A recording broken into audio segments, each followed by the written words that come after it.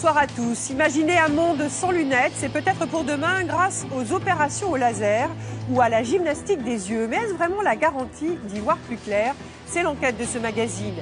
Y a-t-il un danger dès le premier verre? 8000 enfants naissent chaque année en France avec des troubles ou handicaps dus à la consommation d'alcool par leur mère durant leur grossesse. Pourquoi ce sujet est-il tabou? Et puis, un document exclusif. Une Française employée des Nations Unies parle pour la première fois de ces témoignages qu'elle a recueillis. Des enfants accusent des militaires français de les avoir abusés sexuellement en Centrafrique. Enfin, la pâtisserie est-elle en train de devenir un produit de luxe? Que sait-on des gâteaux que nous consommons, fabriqués maison ou produits industriels? C'est le sommaire de ce magazine. Bonsoir à tous et merci de passer cette soirée d'information avec nous. Un regard vers le futur pour ouvrir cette émission. Dans 50 ans, plus personne ne portera de lunettes. C'est la très sérieuse prévision de spécialistes des yeux. Cet objet familier pour 30 millions de Français serait donc un jour remisé aux antiquités. Ces dernières années, l'ophtalmologie a connu des avancées assez spectaculaires avec la microchirurgie, la thérapie génique et cellulaire. Avec des innovations qui touchent les malvoyants, mais pas seulement. Pour la myopie ou la presbytie, il y a désormais des opérations au laser, des lentilles à mettre la nuit ou encore de la rééducation du cerveau. Nous avons enquêté sur ces nouvelles technologies qui ne sont pas toujours sans risque. Regardez, c'est l'enquête de Martin Miski et Thierry Pasquet en France, mais aussi aux États-Unis et en Israël. Aujourd'hui, Audrey se rend à un rendez-vous qui doit changer sa vie. Aujourd'hui, opération laser. Opération laser définitive, plus de lunettes, plus de lentilles, terminé. On avance vers une nouvelle ère sans lunettes. Atteinte de myopie, comme 18 millions de Français, elle vit avec des lunettes depuis l'âge de 8 ans. Bonjour. Pour s'en débarrasser, elle a choisi de se rendre dans une des cliniques les plus réputées de la Côte d'Azur. L'opération ne dure que quelques minutes, grâce à cet appareil révolutionnaire, un laser. Allez, on embarque dans la capsule, c'est parti.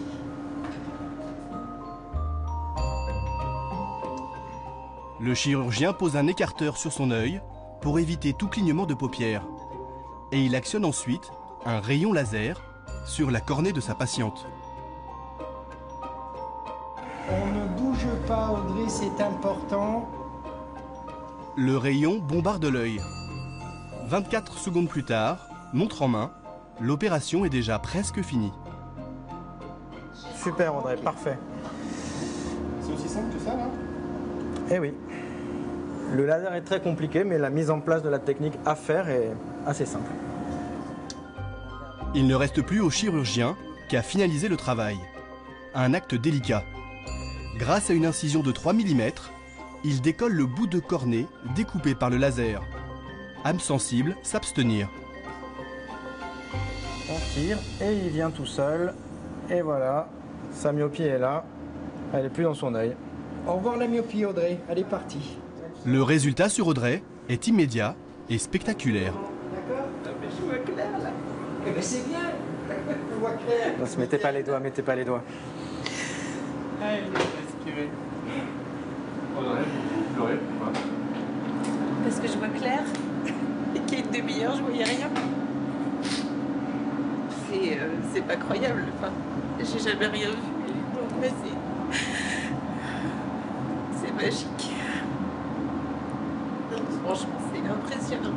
On n'a aucune douleur. Enfin, c'est. Merci. 15 minutes plus tard, Audrey peut repartir chez elle. Ses lunettes sont désormais devenues inutiles. Ce geste, elle rêve de l'accomplir depuis des années. Je pensais pas le faire ce soir.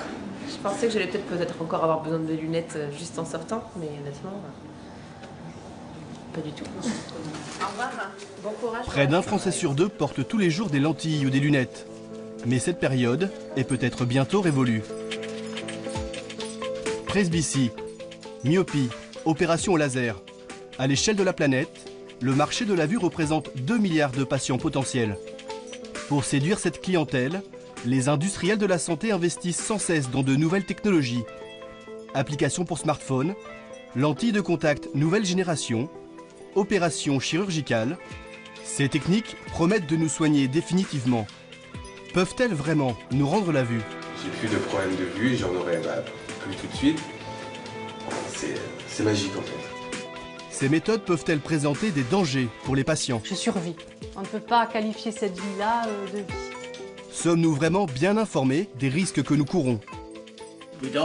Nous ne connaissons pas les vrais chiffres, parce que les chirurgiens ne les transmettent pas. Ils les cachent. Mise au point sur un business visionnaire, mais parfois aussi plus trouble qu'on ne l'imagine.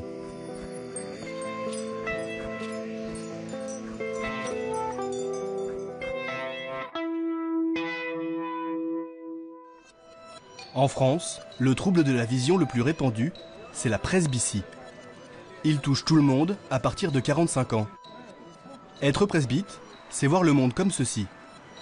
Tous les objets situés à courte distance sont flous, seuls les objets lointains sont nets.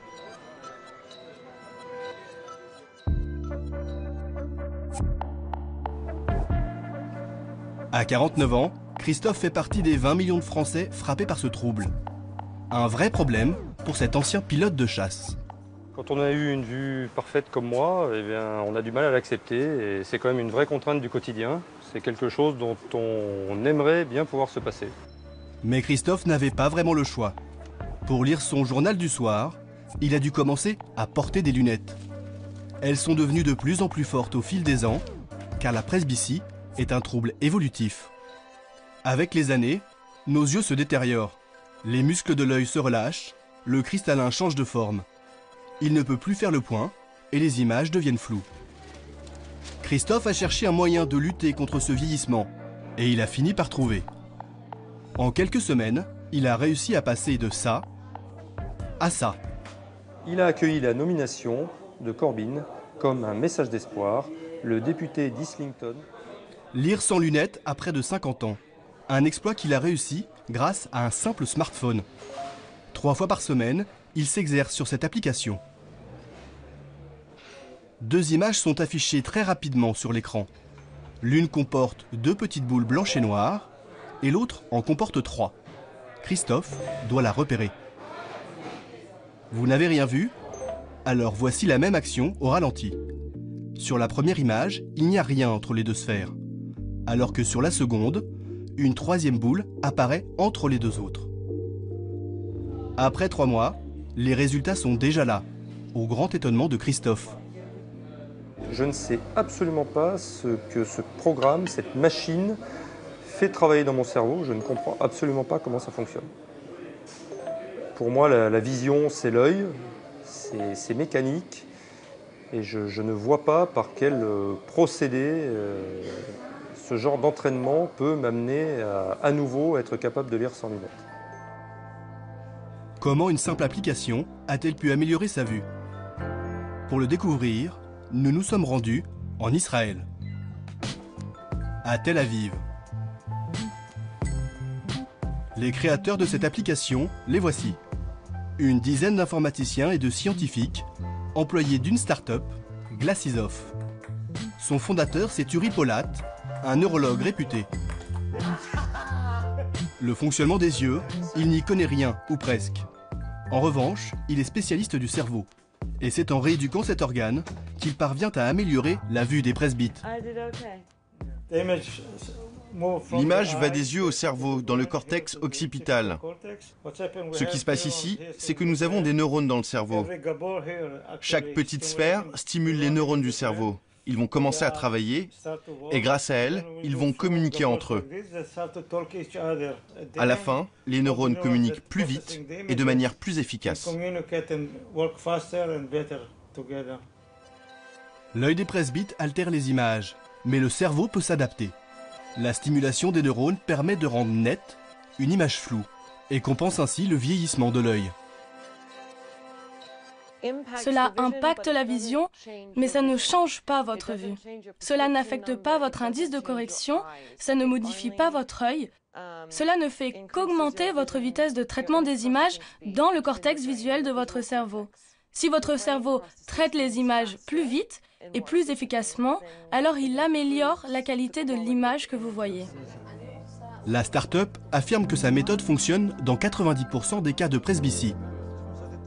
Un marché potentiel considérable d'environ 1 milliard d'êtres humains. Mais s'agit-il d'un constat scientifique ou d'un simple argument commercial? À Paris, Cathy Albouganem, ophtalmologiste, semble plutôt convaincue de l'efficacité de la méthode au vu des éléments fournis par l'entreprise israélienne. C'est sûrement pas du blabla, ça a été, il y a des études scientifiques de neurosciences qui ont prouvé l'efficacité. Ça demande bien évidemment à être validé par des études ophtalmologiques également.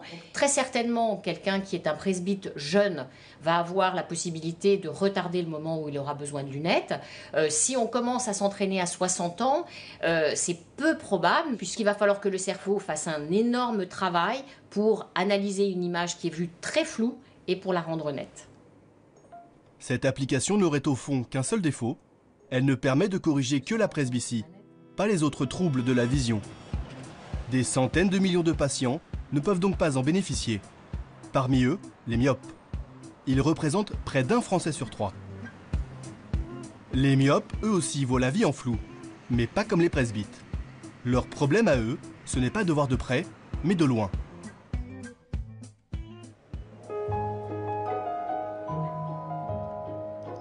Aujourd'hui, Christopher a rendez-vous chez son ophtalmologiste, le docteur Bloise. Bonjour. On y va, jeune homme. Alors, Christopher, comment ça se passe? Ça se passe bien, je vois de mieux en mieux. De mieux en mieux, ça fait maintenant une semaine, 8 jours à peu près. L'adolescent est en train de tester une nouvelle méthode pour soigner la myopie. Tu regardes la montgolfière au loin, droit devant, les deux yeux grands ouverts. Ce jour-là, il ne porte ni lunettes ni lentilles de contact.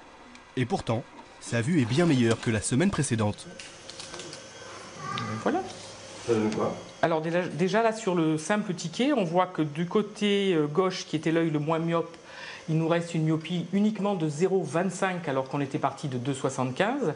Par contre à droite, il reste 1,50, mais c'était une myopie qui était à moins 4,50. Donc l'effet va être plus long à se faire sur l'œil droit que sur l'œil gauche. On va rejoindre ta maman et on va lui expliquer. Et le docteur Bloise a d'autres bonnes nouvelles à leur annoncer. Et je pense que dans une semaine, la petite dioptrie qui nous reste à l'œil droit va disparaître. On est très satisfait. Moi, je suis en tout cas super contente et surprise de l'efficacité en moins d'une semaine, en une semaine. Et du coup, qu'il puisse dans une semaine avoir sa correction complètement corrigée, je trouve ça top. C'est génial. Voilà, je vous dis au revoir et bon retour. Des résultats spectaculaires. Et pour les obtenir, aucun effort à faire. Il lui suffit d'une bonne nuit de sommeil.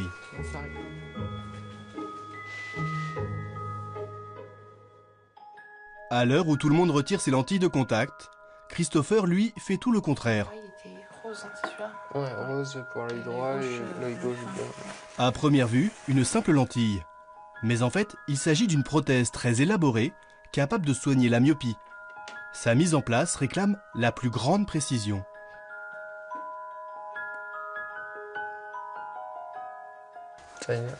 Montre-moi, juste. Ouais, c'est bon. Nickel. Et je suis vraiment juste là pour vérifier qu'il l'a bien positionné au niveau de l'œil. Parce que s'il le positionne mal, lui, il aura mal, forcément. Et il n'y aura aucun effet bénéfique. Contrairement à une lentille classique, celle que porte Christopher va agir sur son œil en le remodelant. Au réveil, le lendemain matin, il pourra la retirer et voir parfaitement clair pendant une dizaine d'heures. Une technologie de précision qui coûte 450 € par an. Une seule entreprise en France fabrique ces prothèses. Elle est située à Créteil, en région parisienne.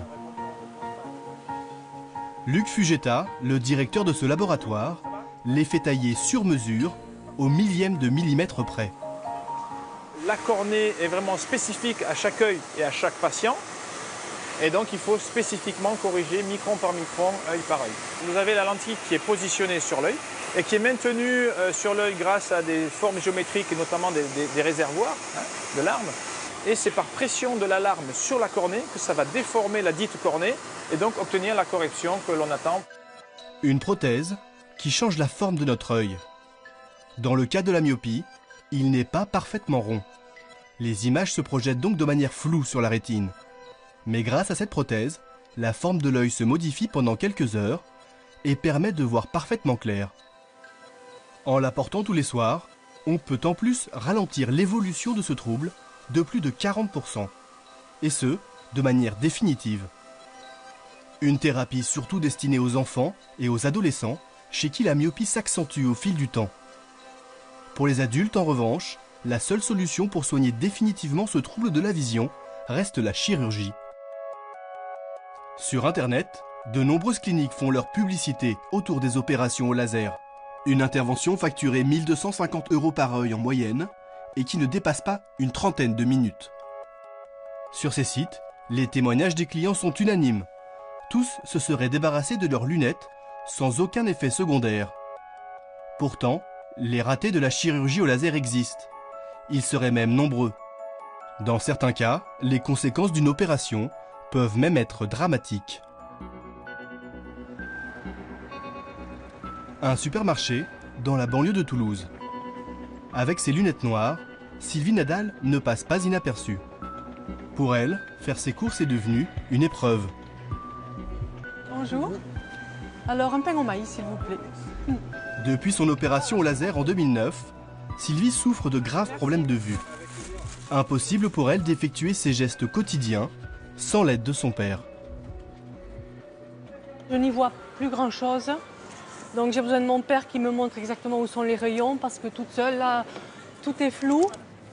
Victime de sécheresse oculaire, elle est devenue hypersensible à la lumière. Elle est obligée de porter en permanence ses lunettes noires et de s'hydrater les yeux toutes les 5 minutes en moyenne. Pour moi, c'est très difficile, les grands magasins, parce qu'il y a de la climatisation et qu'il y a des néons. C'est comme s'il y avait des zébrures de tous les côtés. Et donc je commence à avoir un petit peu mal à la tête. Donc il faut faire vite. Ce jour-là, Sylvie ne pourra pas terminer ses courses. Après seulement 15 minutes dans le magasin, ses problèmes de vue deviennent insupportables. Et là, il faut que nous rentrions rapidement, le plus rapidement possible. Voilà. Je me sens très mal. Voilà. Depuis son opération, Sylvie a été obligée de revenir vivre chez ses parents. Ouais. Là, j'ai très mal aux yeux. Vas-y, je vais monter. Tu t'occupes des courses? Voilà, je m'occupe. Sa vie se résume aux 4 murs de sa chambre d'enfance, plongée dans la pénombre. Elle ne peut plus exercer son métier, professeur de lettres. Incapable de lire, elle passe ses journées allongée sur son lit, à écouter des romans, les yeux fermés. J'affirme que ma vie est détruite. Et tout ça pour une opération dite de confort qui dure quelques secondes et qui était pour pallier à une myopie, petite myopie. Et alors, je trouve que c'est cher payé en fin de compte. Opérée il y a 6 ans, Sylvie avait retrouvé une vision parfaite. Mais 2 ans après, sa vue a commencé à se détériorer et n'a pas cessé de baisser depuis. Pour son père, ce ne sont pas seulement les yeux de sa fille qui ont été détruits par l'opération. Vous avez une fille qui a jusqu'à un certain temps une vie tout à fait épanouie, et du jour au lendemain, à cause d'une opération, cette même personne qui était rayonnante, vous la trouvez comme ça, triste et dépendante de vos parents. Mais comment voulez-vous que je le vive, ça? Je le vive très mal et je suis révolté. Parce que je trouve que c'est pas possible. Pour moi, on a estrompé ma fille. Voilà. Avant l'intervention, Sylvie affirme ne pas avoir été suffisamment informée par son médecin des risques qu'elle courait. On ne remet pas en question le discours d'un médecin. Quand on me dit qu'il n'y a pas de risque, si je ne vous opère pas à vous, je n'opère personne, vous êtes un cas idéal, je fais confiance. C'est ce qu'on vous a dit? C'est ce qu'on m'a dit. Vous ne porterez plus jamais de lunettes. Voilà ce qu'on m'a dit. Et regardez maintenant. Voilà. En France, le cas de Sylvie est loin d'être unique. Gaëlle Gonnet fait elle aussi partie des ratés du laser. Responsable d'une association de victimes, elle a déjà recensé 91 cas de patients sévèrement handicapés dans toute la France. Bonjour. Bonjour. Vous allez bien? Elle se rend aujourd'hui chez son avocat, Charles-Joseph Houdin, spécialiste des affaires médicales c'est lui qui s'est occupé des victimes du Mediator. On va essayer de grouper plusieurs affaires pour pas que le juge n'ait qu'un seul dossier, mais qu'il en ait plusieurs. Qu'on puisse, nous, avoir le temps de plaider qu'est-ce que c'est que le LASIK, qu'est-ce que c'est comme opération, qu'est-ce que ça a comme conséquence. L'avocat pointe la responsabilité des chirurgiens dans ces opérations dites de confort. Les gens qui entrent dans les cabinets de ces chirurgiens attendent un résultat qui doit être obtenu, et notre position est de dire que cette opération n'est qu'une opération à visée esthétique, avec une obligation de résultat du praticien. Le patient ne doit pas ressortir pire qu'il n'est entré, avec des préjudices qui sont en réalité considérables. Selon lui, certains médecins ne s'acquitteraient pas de leur devoir d'information à l'égard de leurs patients. La constante dans les dossiers qui nous ont été confiés, c'est qu'il n'y a pas d'information. Et la base du droit de la responsabilité des médecins, c'est l'information. Le patient doit être informé. Pourquoi ? Parce qu'il appartient au patient, en étant informé, d'accepter ou non l'opération. On vous envoie la date. Les patients sont-ils convenablement informés par leur médecin? Pour le savoir, nous avons poussé les portes de plusieurs cliniques qui pratiquent les opérations au laser, munies d'une caméra cachée. Nous nous présentons chez un premier médecin. Auprès de lui, nous apprenons que l'opération au laser qu'ont subie Sylvie et Gaël ne serait pas recommandée dans notre cas.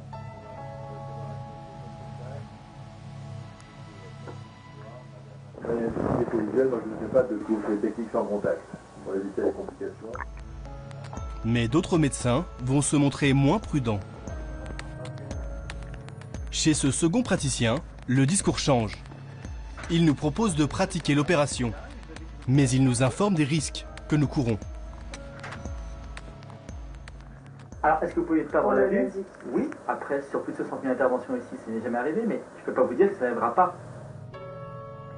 Chez ce troisième chirurgien, en revanche, aucune information sur les risques de perte de vision dont souffrent les ratés du laser.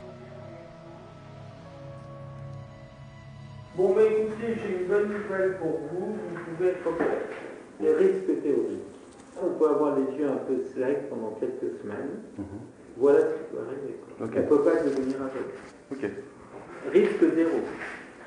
S'il y avait un risque sur 1 million, c'est beaucoup trop. On ne peut pas. Sur les 5 chirurgiens que nous avons consultés, 2 n'ont pas souhaité nous opérer. 2 autres étaient prêts à le faire, tout en nous informant des risques.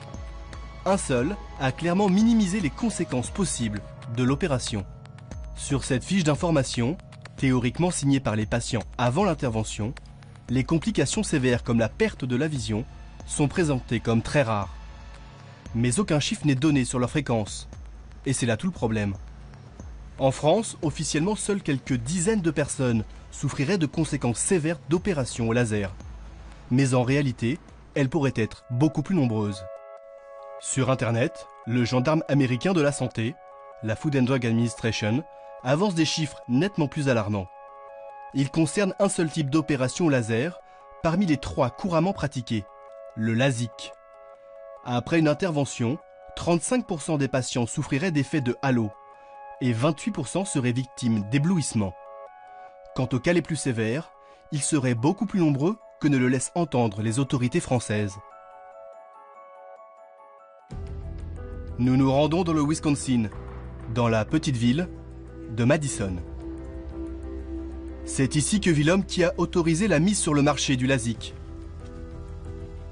Il y a 15 ans, Maurice Waxler prend sa retraite de la Food and Drug Administration. Mais des victimes le contactent. Elles lui reprochent d'avoir autorisé l'utilisation de cette technique qui a détruit leur vie. Waxler rouvre le dossier et découvre que médecins et fabricants ont menti aux autorités américaines. On ne connaît pas les vrais chiffres, parce que les chirurgiens refusent de les communiquer. Ils les cachent. On se retrouve avec plus de 20 millions de personnes opérées dans ce pays, sans savoir combien sont des bombes à retardement.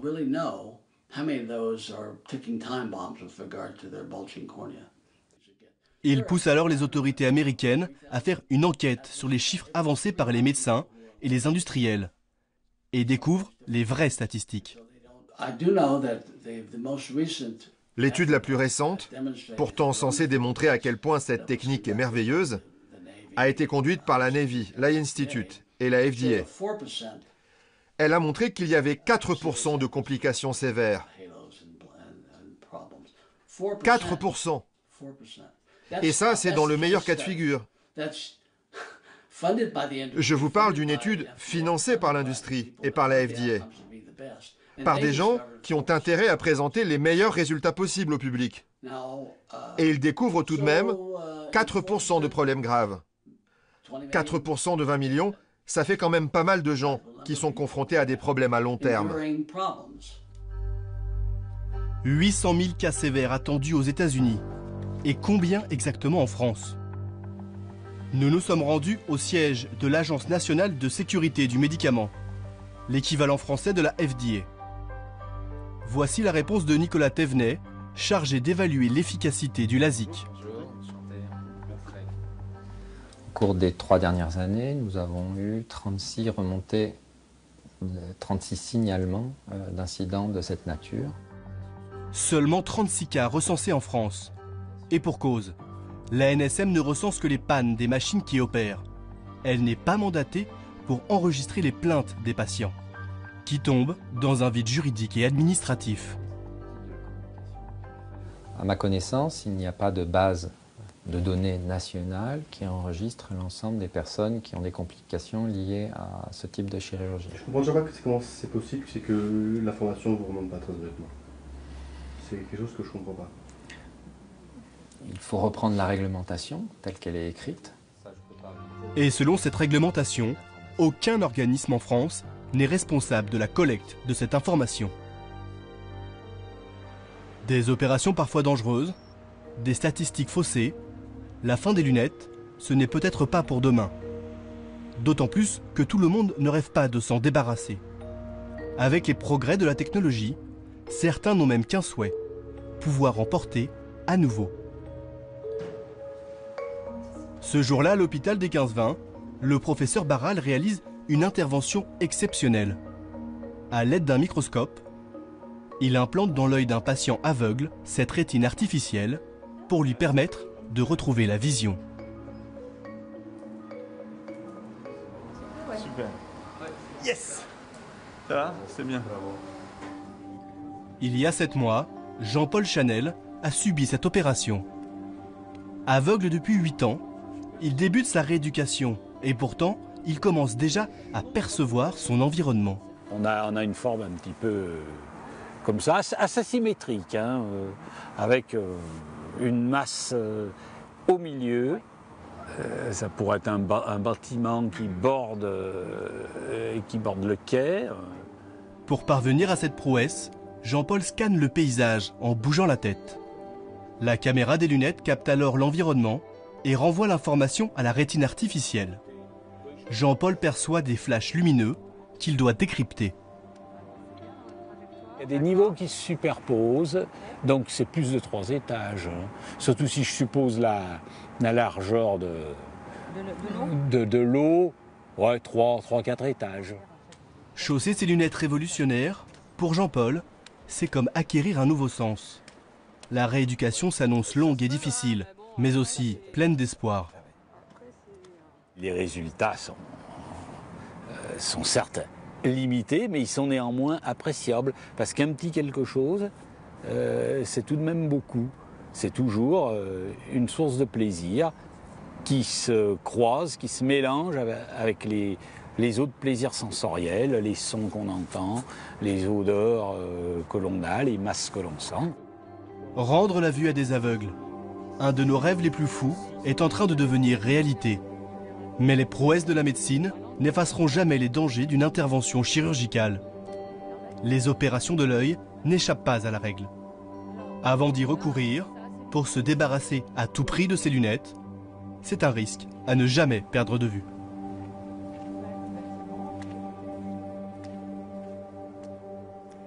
Quelques nouvelles des personnes suivies dans ce reportage. Audrey est toujours ravie de sa vie sans lunettes. Son opération date d'il y a 15 jours. Elle n'a pas encore beaucoup de recul.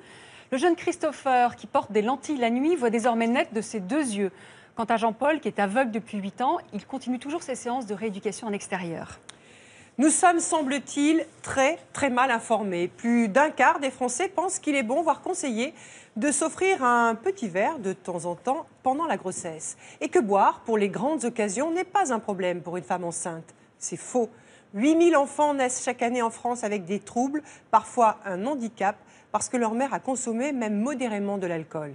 Ce document lève un tabou sur un problème de santé méconnu, l'alcoolisme fœtal. Il est signé Laura Aguirre de Carcer, Lou Cricorian et Frédéric Prigent. Et Laura viendra ensuite témoigner sur notre plateau. Bonjour. Il y a un rituel très important dans la vie de Nadège. Elle l'aborde toujours avec un peu d'appréhension. La sortie de l'école.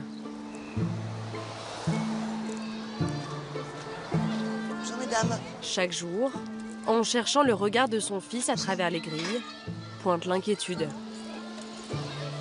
Tiens, il est là mon fils. Tiens, il est là. Ben, je vois sa tête donc je vois que ça a été déjà. Je sais que ça a été.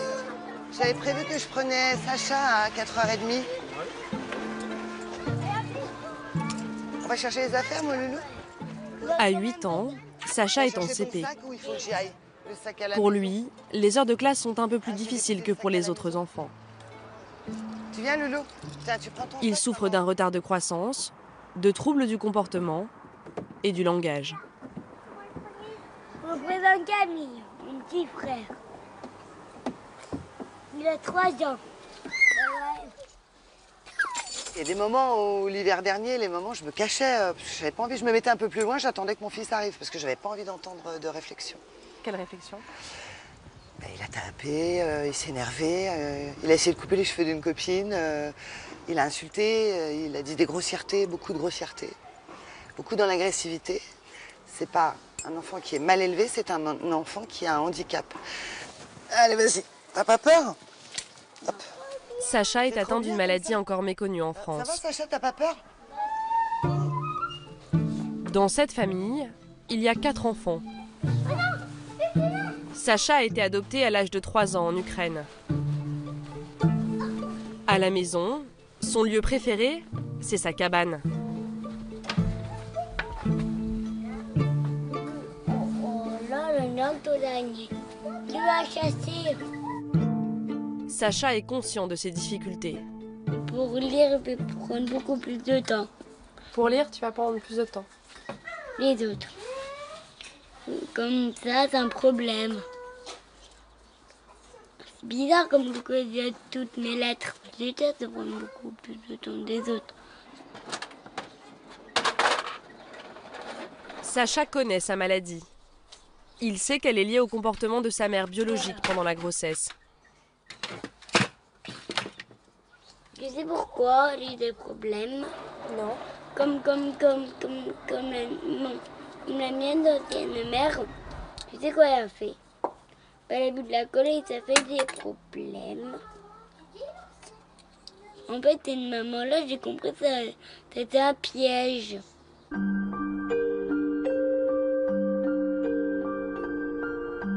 Pendant les 9 mois de grossesse, l'alcool consommé par sa mère a provoqué des lésions irréversibles sur le cerveau de Sacha. Alcool, grossesse, un sujet tabou. À partir de quel seuil l'alcool est-il dangereux pour les futurs bébés?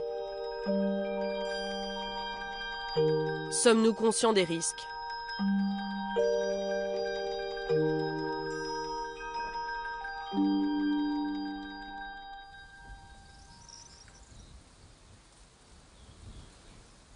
Vite, Sacha.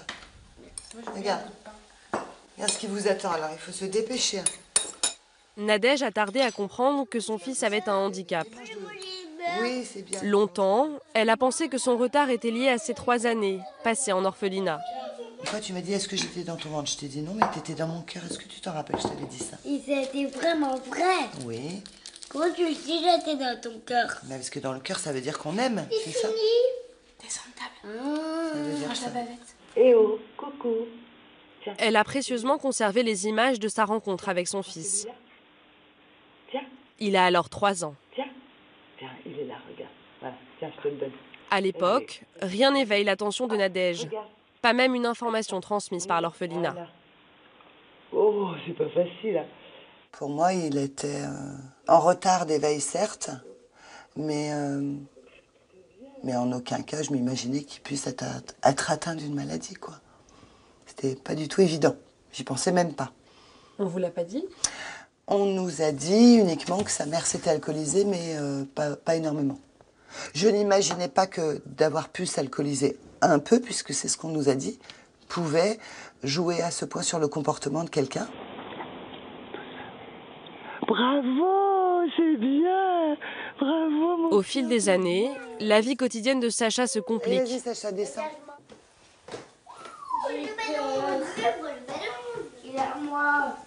Des gestes simples pour son petit frère de 3 ans restent des épreuves pour lui. La peur de tomber dans les escaliers ne le quitte jamais. Problème de coordination des mouvements, d'équilibre, le petit garçon éprouve aussi des difficultés de lecture, d'écriture, de mémorisation et de concentration. Stress pas, c'est pas grave. L et A, ça fait quoi? La, T-A, ça fait? Ta, po. Paul. Paul. C'est un prénom, le H. Pendant 4 ans, Nadège s'est sentie impuissante face aux difficultés de son fils. C'est bien. Je le harcelais pour qu'il connaisse les couleurs. Donc, je lui sortais des cubes avec des... Quand il était tout petit, je lui donnais des cubes avec des couleurs. Il donne-moi la couleur. Et je pensais qu'il ne voulait pas me la dire. J'imaginais qu'il était têtu.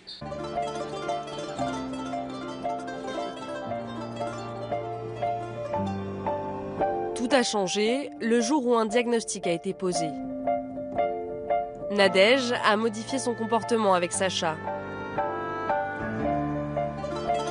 Elle est plus patiente, plus compréhensive. Tous les 6 mois, ils ont rendez-vous à Paris avec un médecin spécialisé à l'hôpital Robert Debré. Alors, tu te mets bien le dos contre le mur, s'il te plaît. Ouais, voilà. Tu te tiens droit. Si tu regardes vers le haut, je vais pas pouvoir bien mesurer. Tiens, regarde, je te colle bien contre le mur. 113 cm. Contrairement à la dose du matin, Le docteur David Germano est neuropédiatre. quand bien même, je pense qu'il y a C'est l'un des rares spécialistes du syndrome d'alcoolisation fétale en France. attention, parce Il faut du temps de toute façon. Cet accompagnement, la prise en charge précoce, améliore le quotidien de Sacha. on essaye de compenser ces aspects-là pour que l'enfant... Aucun médicament ne pourra le guérir. Et puis on avait fait point sur Mais des traitements peuvent atténuer certains symptômes de la maladie, Sacha, comme l'hyperactivité. mais qui était peut-être pas totalement... Le médecin et Nadège font le point sur les effets secondaires. Oui, le problème c'était la fin de journée. Par contre, je le sens très énervé. Le soir? Le soir. Ce que vous voulez dire, Je c'est que sens- ça n'a pas eu de retentissement sur Non. son appétit, ce qui est une bonne chose, parce que c'est un des problèmes de ce médicament qui peut couper l'appétit. Et comme il est énervé, justement, il a du mal à manger le soir. D'accord. Descends ta tête. Pour établir son diagnostic, le médecin cherche des signes sur le visage, symptomatiques de la maladie. Vas-y, regarde le doigt de maman. Et ben voilà, c'est parfait. Il a une lèvre supérieure un petit peu fine, et puis il a ces petites vaguelettes qu'il y a entre le nez et la lèvre supérieure qui sont fines. Et ça, c'est assez typique. De même, on mesure la taille de ses yeux, parce que les enfants qui ont un syndrome d'alcoolisation fétale ont des yeux un peu petits pour l'âge. Allez, file. Pour Sacha, le constat est clair. Au revoir. Au revoir. Dans la plupart des cas, les malades ne présentent aucun signe physique. Mais l'alcool provoque des séquelles irréversibles dans la constitution de leur cerveau. Le médecin va nous les montrer sur ses IRM. Alors, ça diminue la croissance du cerveau. Les cerveaux sont un peu plus petits et parfois c'est suffisamment visible pour qu'on dise ce cerveau est vraiment trop petit. Ça peut aussi gêner les connexions entre les deux hémisphères du cerveau. Vous voyez que ce gros câblage qui normalement se poursuit jusqu'à la fin, ici, dans tout cet arc ici, est réduit à sa portion antérieure. Et qu'est-ce que ça a comme conséquence pour les... Alors, les conséquences, c'est tout simplement qu'un cerveau qui n'a pas la bonne taille, qui n'est pas branché convenablement avec des cellules qui n'ont pas bien mûri, va moins bien fonctionner dans toutes les attributions du cerveau, que ce soit le fonctionnement intellectuel, la concentration, les capacités émotionnelles qui viennent de certaines structures de notre cerveau, et donc tout ce qui permet à l'enfant de faire ses apprentissages et d'être adapté au quotidien. Le docteur Germano suit aujourd'hui près de 80 jeunes patients. Chaque année, en France, 8000 enfants souffrent de troubles liés à l'alcoolisation de leur mère.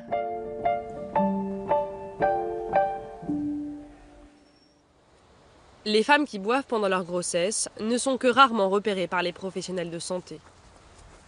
Lorsque c'est le cas, comment sont-elles prises en charge?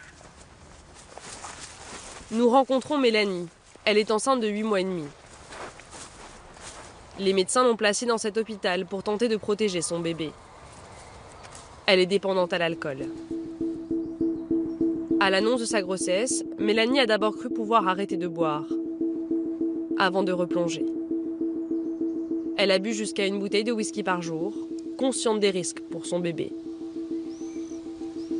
Une femme, ça donne la vie, ça donne pas la mort, et c'est un peu...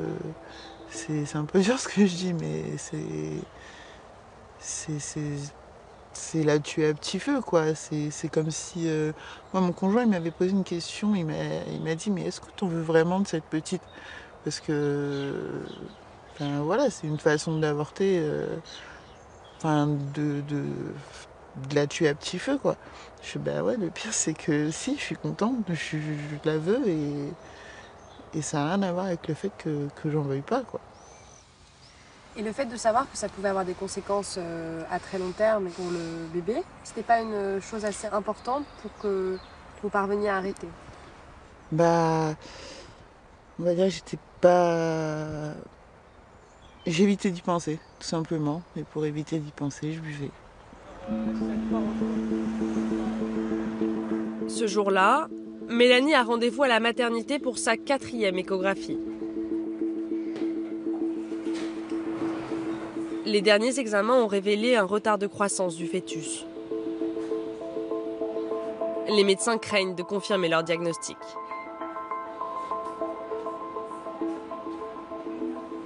Vous vous sentez comment là, avant le rendez-vous? Un petit peu angoissée, puis vu plus il y a d'attente, plus c'est l'angoisse en fait. Des résultats, hein, bien sûr.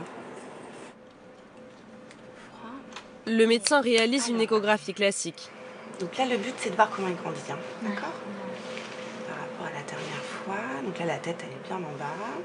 Elle calcule la croissance du bébé, son poids, sa taille, écoute le cœur.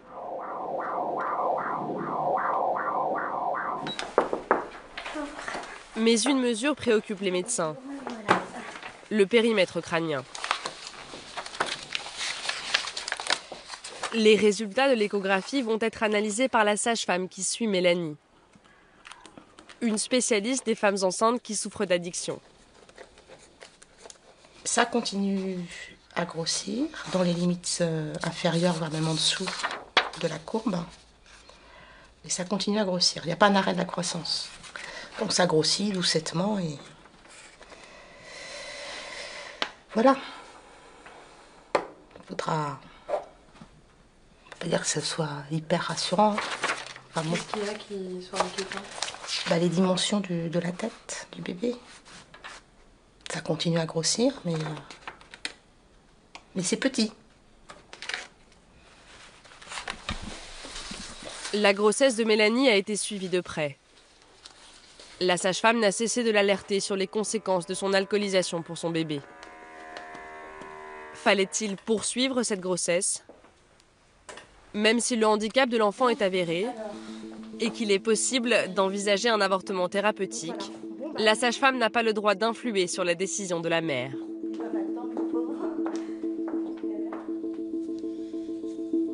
Quelques jours après la fin de notre tournage, Mélanie a accouché. Sa petite fille a été confiée à l'aide sociale à l'enfance.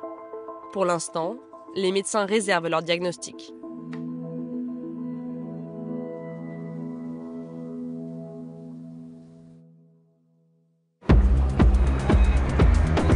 D'autres femmes enceintes, qui ne sont pas dépendantes à l'alcool, peuvent aussi faire courir des risques à leur bébé.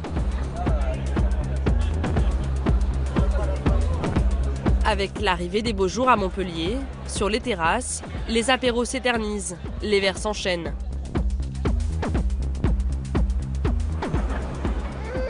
Viens m'attraper. Wow. Avant la naissance de son bébé, nous aurions pu y croiser Julie, 32 ans. Chez elle, l'alcool était devenu une habitude, associée à la détente, à la fête. Une bouteille de vin partagée chaque soir avec son compagnon pendant le dîner. Des cocktails d'alcool fort le week-end.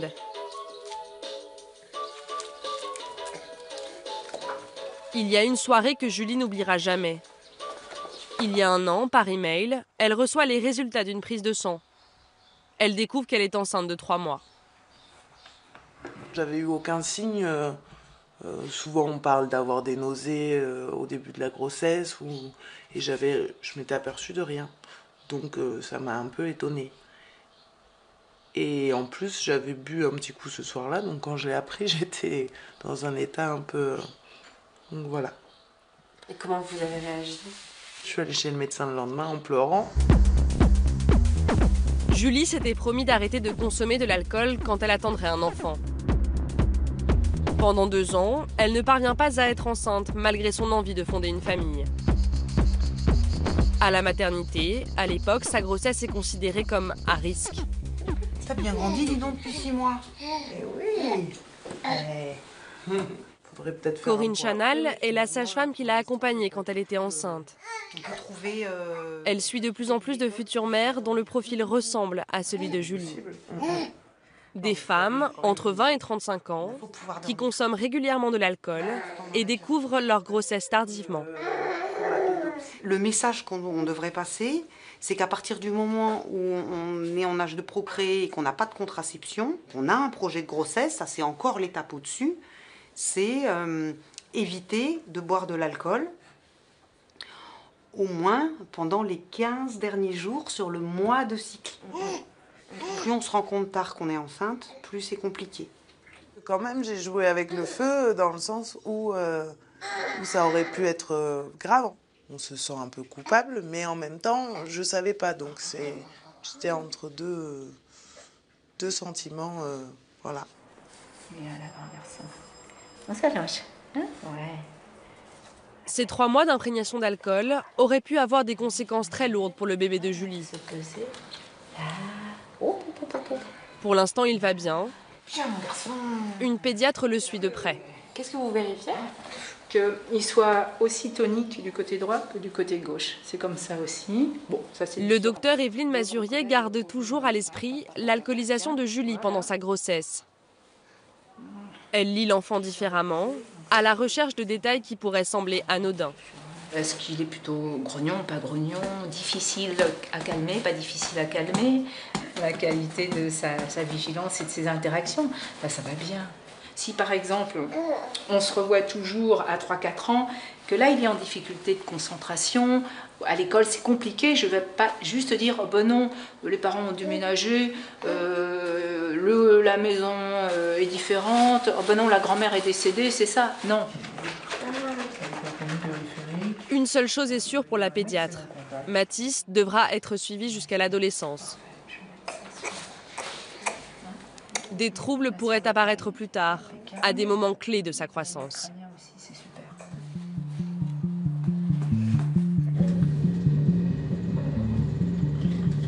Au fil de mon enquête, je m'interroge.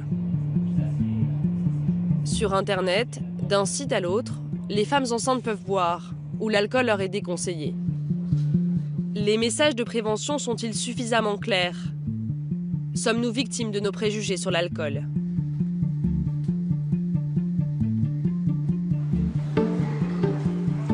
Je décide de me glisser dans la peau d'une femme enceinte.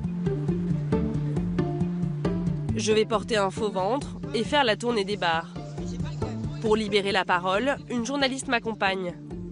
Je commanderai de l'alcool. Elle tentera de m'en dissuader. Est-ce que vous avez un vin, je suis enceinte de 6 mois, est-ce que vous avez un vin un peu léger? Rouge, blanc, rosé. Un verre de blanc? Gascogne, un peu sucré. Vous avez beaucoup de clients enceintes qui prennent de l'alcool? C'est l'anguille qui compte. C'est tout le basta. Pour moi, c'est ça. Là? Dans un second bar, je commande un verre de bière et sollicite l'opinion de mes voisins. Je me suis fait un peu engueuler parce que j'ai pris un demi. Une bière. Ah, mais je sais pas, je ne buvais jamais. Vous êtes à combien de mois? 6.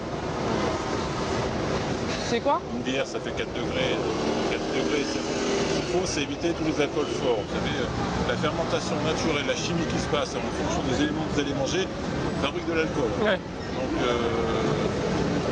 faut savoir. Donc, un verre de bière par jour, non. C'est pas grave. C'est pas le problème. Dans un troisième café, alors que nous commandons au bar 2 verres de bière, une femme nous interpelle pour me déconseiller de boire. Comment? Pardon? Bah, c'est ce que je lui dis, parce qu'elle est enceinte quand même. Je sais pas, frère. Je sais pas, hein. Ça fera certainement rien, un demi. La bière, c'est bien pour le...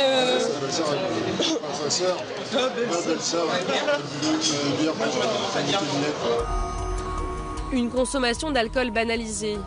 Des croyances transmises de génération en génération. À partir de combien de verres l'alcool est-il dangereux pour le fœtus? À Amiens, une équipe de chercheurs travaille sur la question, sous la direction de Michael Naassila. Et bien donc ici vous avez des rats. Ces rats sont en pleine gestation. De l'alcool leur est proposé. Quand les petits naîtront, l'équipe étudiera leur cerveau. Après elle provisionne les biberons finalement parce que les rats consomment et on mesure quotidiennement la quantité d'alcool consommée. L'impact de l'alcool sur le fœtus n'a pas encore dévoilé tous ses mystères. L'équipe va travailler sur une partie ciblée du cerveau, l'hippocampe. L'hippocampe, on sait que dans le syndrome d'acquisition fétale, c'est une structure particulièrement sensible. Elle est impliquée dans la mémoire, dans l'apprentissage. Et donc nous, ensuite, on va décortiquer les mécanismes dans cette structure cérébrale.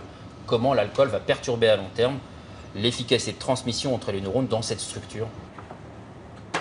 Michael Naassila veut nous montrer comment l'alcool ingéré par la mère atteint le fœtus. Alors ce qui est important, c'est que l'alcool n'a pas de barrière, hein, donc le placenta ne joue pas le rôle de barrière. L'alcool consommé par la maman se retrouve assez vite finalement dans le fœtus et aussi dans le compartiment, dans le liquide amniotique, puisqu'il y a énormément d'échanges entre le liquide amniotique et le fœtus. Le fœtus avale, déglutit du liquide amniotique en quantité assez importante. Cet alcool, le fœtus l'élimine beaucoup moins vite que sa mère. Sur cette projection, en vert, le taux d'alcool d'une mère qui aurait bu un verre de bière ou de vin. En bleu, la concentration d'alcool dans le liquide amniotique. Même après un pic d'alcoolémie assez court chez la maman, vous voyez qu'en 3 heures, elle a complètement métabolisé. Et on voit bien ici que chez le fœtus, on est loin d'avoir métabolisé l'alcool et qu'il va rester exposé assez longtemps, finalement, beaucoup plus longtemps que ne l'est la maman. Michael Naassila a une conviction. Même une très faible consommation d'alcool peut être dangereuse pour les bébés. Il n'y a pas de seuil. À l'heure actuelle, il n'y a pas de consensus là-dessus. Personne n'est capable de vous donner un seuil. Pourquoi on n'a pas de consensus là-dessus? Il y a trop de facteurs individuels qui jouent un rôle important. La consommation ou non d'autres substances qui peuvent majorer les effets. L'âge de la mère également, on sait que ça joue un rôle important. Les facteurs génétiques, les capacités à dégrader, à métaboliser l'alcool. Donc tout ça font que les différences interindividuelles sont tellement importantes qu'on ne peut pas donner un seuil consensuel pour toutes les mamans. Zéro alcool, c'est ce que préconise ce chercheur. Un principe de précaution, formalisé par ce logo obligatoire sur toutes les bouteilles depuis 2007. Est-il efficace ? C'est ce que veut vérifier le docteur Catherine Simon. Elle nous a donné rendez-vous à la sortie de sa consultation. Elle est psychiatre addictologue depuis plus de 20 ans. Elle s'est engagée dans un combat pour la prévention. Alors, Au supermarché, rayon alcool, elle nous propose un jeu de piste. Une déambulation à la recherche du logo. Normalement, ils doivent être lisibles, visibles et indélébiles. Donc là, c'est un petit peu compliqué quand même, je trouve. On voit plus le 11 degrés d'alcool du vin que le logo. Alors là, elle est en blanc, sur du rose. Là, il fallait vraiment deviner et le chercher pour le trouver, hein, parce que franchement, je ne sais pas comment quelqu'un peut comprendre que c'est vraiment toxique de consommer pendant la grossesse, quoi. Pour nous, elle se prête à une expérience. Vérifier si les clients connaissent ce pictogramme. Bonjour, est-ce que vous connaissez attendez, vous arrivez à le voir là? C'est une femme enceinte barrée. Ouais. Non, c'est la première fois que je vois. C'est la première fois que vous voyez ce logo-là en fait. Et vous pensez que le message par rapport à la toxicité de l'alcool, il est clair en fait? À vrai dire, je pense que les gens qui ne sont pas au courant que l'alcool est nocif pendant la grossesse, c'est pas un petit pictogramme comme ça qui va changer quelque chose. C'est comme s'il n'était pas là, quoi. Et vous en pensez quoi? Qu'il devrait être plus gros, plus voyant, quoi, pour les prévenir. C'est vrai que ça serait bien de temps en temps de faire une pub à la télé pour montrer que l'alcool pour les femmes enceintes, c'est pas... Ou mettre quelque chose dans les rayons d'alcool. Ouais, voilà, mettre une pancarte dans les rayons d'alcool comme on a sur les paquets de tabac, quoi. Il y a quand même une responsabilité de l'État qui est d'informer le consommateur sur la toxicité qu'un produit peut représenter. Donc je crois que, et là effectivement, que les femmes enceintes puissent avoir cette information, c'est indispensable. Un logo minuscule qui a failli ne jamais voir le jour. En 2004, s'est jouée une comédie en 2 actes sous les ors de la République.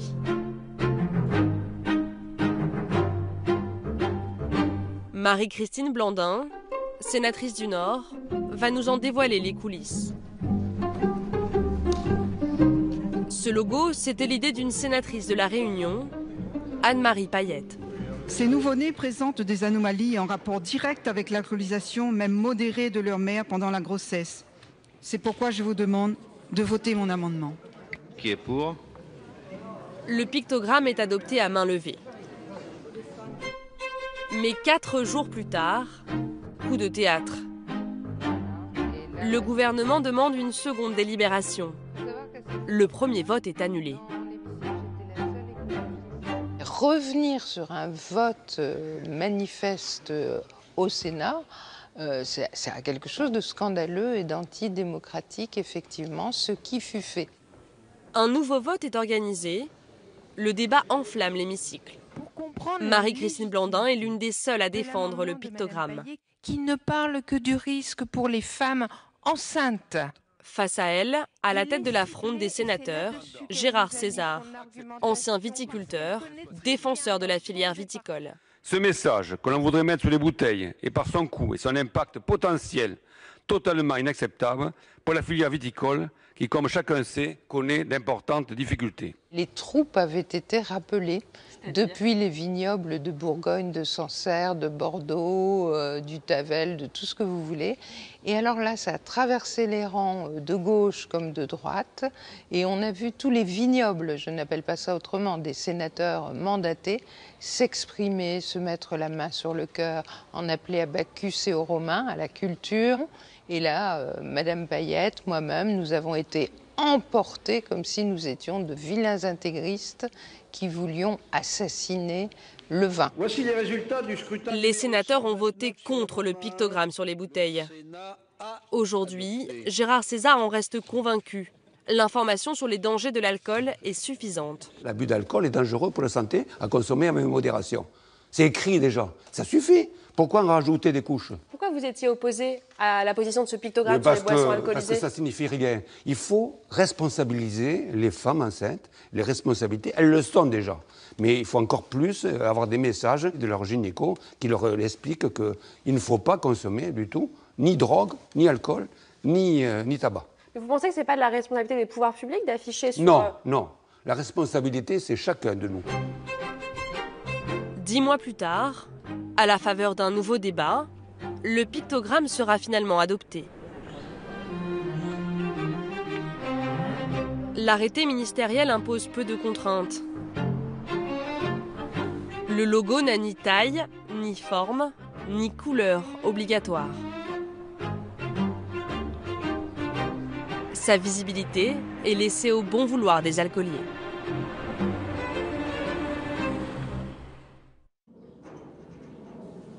À 1 heure de Paris, nous allons rencontrer une jeune fille et sa mère qui se sont lancées dans un combat pour plus de prévention. Chloé a 15 ans. Elle aussi a été adoptée. Elle aussi souffre de troubles liés à une exposition prénatale à l'alcool. J'en mets qu'un peu, hein. L'origan que j'ai mis, ça va très bien avec les salades, hein. Bah oui, bah c'est bien. Pas que de tomates, mais ça va dans toutes les salades. Maintenant, c'est toi qui m'apprends des choses. Pendant 12 ans, Chloé n'a pas été diagnostiquée. Attention, attends, on va chercher. Non. Tu fais stop, maman. 12 ans de souffrance. Découvrir l'origine de ces troubles l'a soulagée. C'est tout le temps ça, t'inquiète, hein. Après, quand j'ai su ça, je me suis dit, ah, c'est à cause de ça. Et donc, ça m'a beaucoup rassurée. J'arrivais mieux à me gérer au niveau du stress, du comportement. Je me comportais mieux avec les autres enfants de mon âge. Je m'en sortais mieux à l'école. Disons que j'étais un peu plus autonome. Aujourd'hui, Chloé veut se battre pour aider les autres enfants, pour que sa maladie soit mieux connue.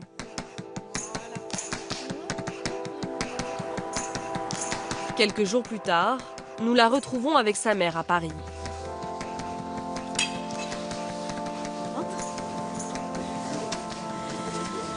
Bonjour. Elles ont rendez-vous avec d'autres familles, dont les enfants sont atteints du syndrome d'alcoolisation fœtale. Bonjour les puces. Vous me connaissez pas encore, hein? Je suis Véronique. Certains parents viennent pour la toute première fois. Ça doit être là. C'est le cas de Nadège, la maman de Sacha. Oui. Bienvenue, entrez. Bienvenue, Norbert. Enchanté. Tu veux jouer avec nous? Viens. C'est Chloé qui s'occupe des enfants. Les parents, eux, échangent sur leurs difficultés. Il y a 3 ans, Véronique a monté cette association avec une autre maman. Elle compte aujourd'hui une 50aine de familles. Attendez, là, un petit café. Ma fille était traitée d'Ebola à l'école et elle en a entendu des vertes et des pas mûres. Et je pense que la colère, il faut qu'on la mette en commun et que ça nous permette d'avancer, de dire c'est pas possible. On nous a pas expliqué. Chaque fois qu'on veut avancer, il y a un mur devant nous. Peut-être on va pas arriver à améliorer la situation, mais au moins on va améliorer le regard sur nos enfants. Tous, on parle zéro alcool pendant la grossesse. C'est très bien. Mais quand est-ce qu'on va dire vraiment le mot alcool, etc. C'est un poison, que les lésions cérébrales sont irréversibles. Moi, je rêve d'une chose, c'est d'une campagne d'information où sur tous les abribus de France, il y aura des affiches disant l'alcool est nocif pour le bébé, ne buvez pas pendant la grossesse. Voilà ce qui a été fait. Ce qu'ils souhaitent, des campagnes de prévention comme celle-ci, placardées dans les rues en Irlande du Nord, l'image d'un fœtus plongé dans de la bière. Ou encore la diffusion de ce type de photos et de vidéos chocs réalisées par une association européenne. Des ventres de mère transformés en bouteilles d'alcool.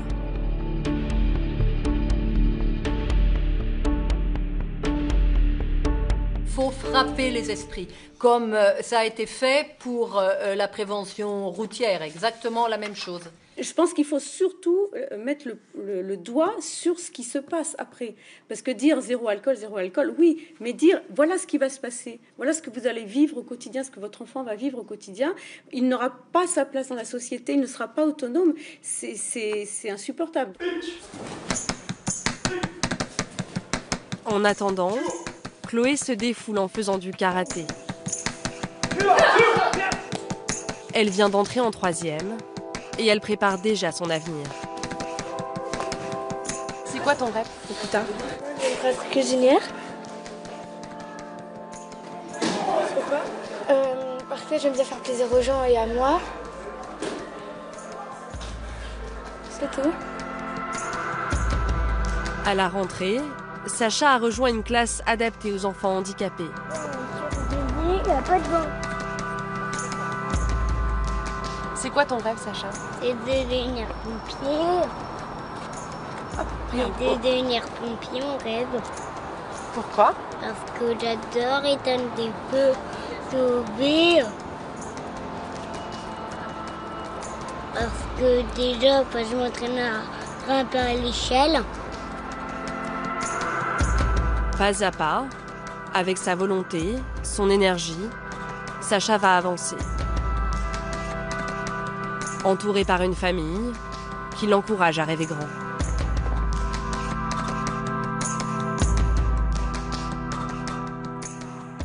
Laura, ce nombre de 8000 enfants qui naissent chaque année en France avec un trouble lié à l'inexposition à l'alcool est impressionnant. D'où vient ce nombre? De quelle étude? Alors ce nombre est une estimation. C'est difficile d'avoir un nombre plus fin, entre guillemets. Et pour cela, plein de raisons. Mais en tout cas, 8000 enfants, c'est une synthèse de différentes études scientifiques qui ont été réalisées dans différents pays occidentaux. Et c'est un chiffre qui fait consensus parmi la communauté scientifique. On parle de 8000 parce qu'on estime que 1% des naissances sont concernés par des troubles à l'exposition prénatale à l'alcool. Pourquoi on ne peut pas avoir un chiffre plus précis? C'est assez simple en fait, il y a deux raisons. D'abord, c'est parce que cette maladie est sous-diagnostiquée. Les diagnostics sont extrêmement compliqués à réaliser, donc les diagnostics sont en général pas assez faits. Et puis aussi, surtout, parce que les femmes enceintes qui boivent sont très difficiles à détecter. Alors Laura, c'est une maladie encore très méconnue et taboue. La seule solution pour l'endiguer, c'est d'en parler, c'est de faire de la prévention? Oui, la prévention est absolument essentielle et on voit qu'on en manque encore. Il suffit de regarder la dernière étude de l'INPES qui a été publiée en septembre dernier, donc l'Institut national pour la prévention et l'éducation pour la santé.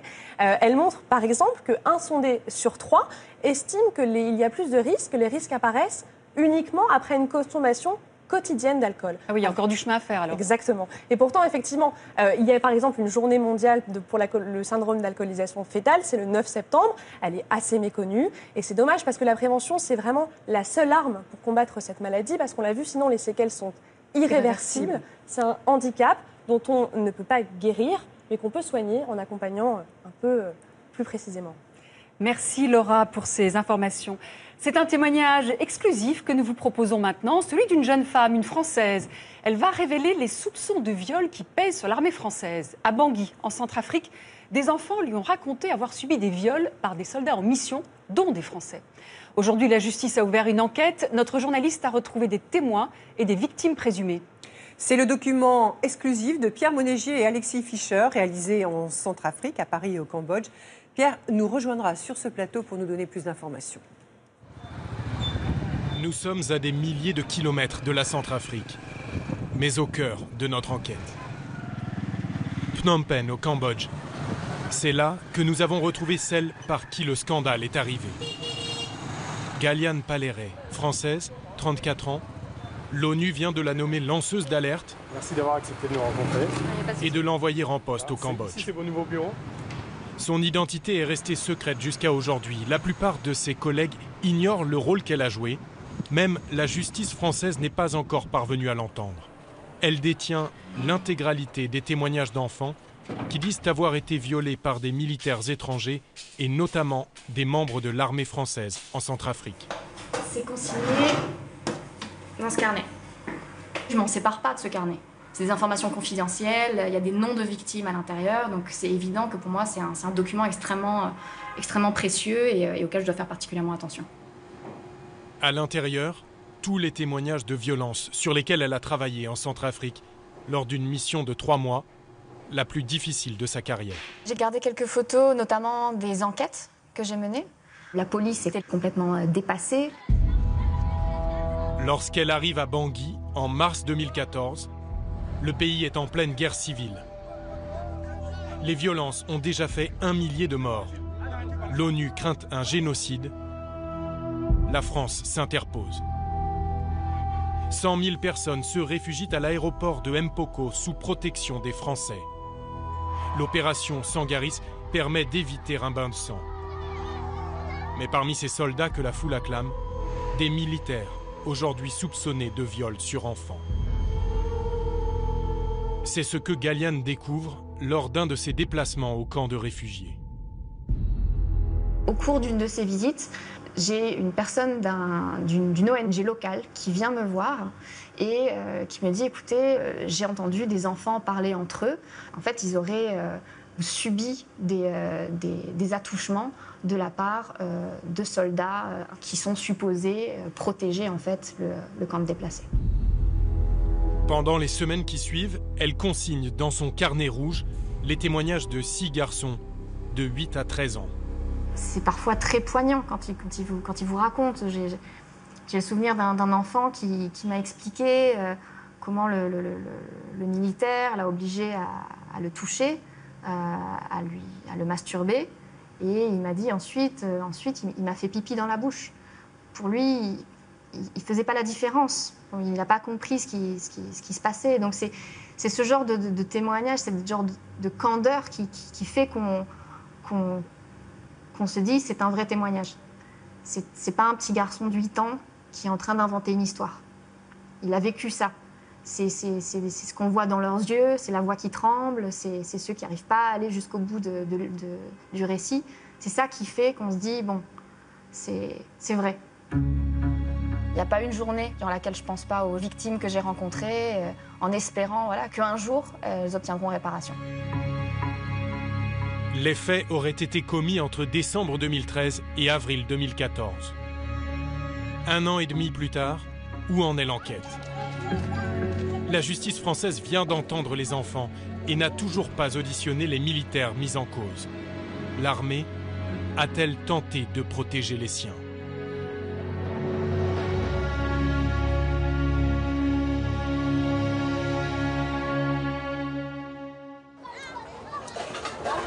Lorsque nous atterrissons à Bangui, c'est au beau milieu du camp de déplacés de Mpoko. L'aéroport a presque disparu sous ces vagues de cabanes en tôle. À l'intérieur, 10 000 réfugiés, dont de très nombreux enfants, sur qui la guerre a laissé son empreinte.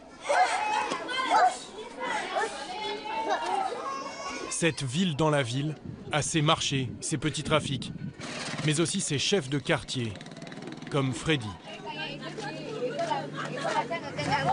Il ne reste plus rien aujourd'hui. Bon, pour l'instant, il n'y a plus rien. Donc... Il ne reste plus rien du principal checkpoint où les viols auraient eu lieu.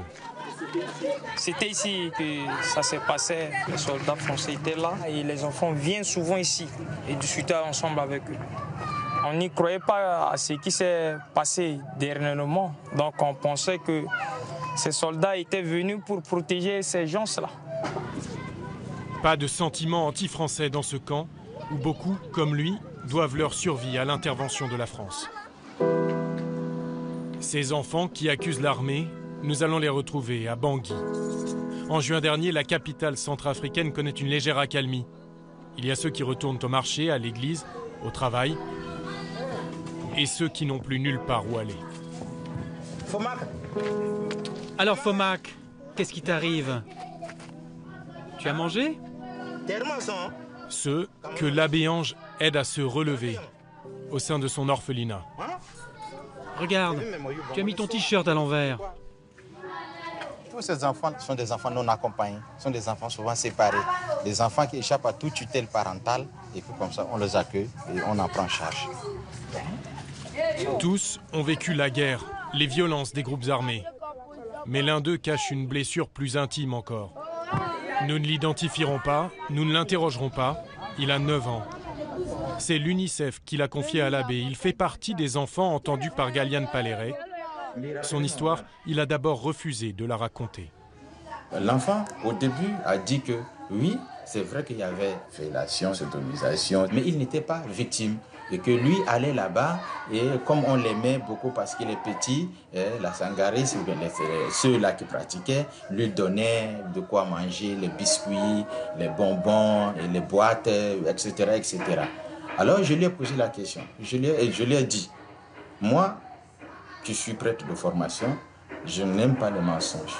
Il faudrait dire la vérité et rien que la vérité. Alors c'est à ce moment-là que l'enfant a commencé à dire que voilà, que lui aussi est victime, qu'en contrepartie, d'après les questions qu'on lui posait, quand on vous fait ça, qu'est-ce qu'on vous donne à la fin? L'enfant disait qu'on leur donnait en récompense une ration. Des rations militaires en échange d'actes sexuels. Ce témoignage n'est pas isolé. Cet adolescent de 15 ans, cité dans le rapport, se présente comme un témoin. Il se souvient particulièrement d'un des soldats. Il nous a dit qu'il venait de Guyane.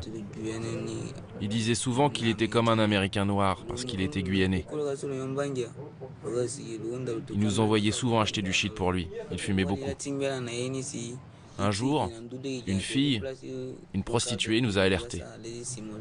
Elle nous a dit qu'un soldat était en train de se faire sucer par un enfant du camp. On y est allé avec le grand frère du petit, et quand on est arrivé, on les a trouvés comme ça. Dès qu'il nous a vus, il a baissé les yeux et refermé sa braguette. Lors de nos rencontres avec les autres enfants, nous entendrons les mêmes mots, les mêmes récits. Il nous proposait des rations et en échange, il voulait nous baiser par derrière ou par la bouche.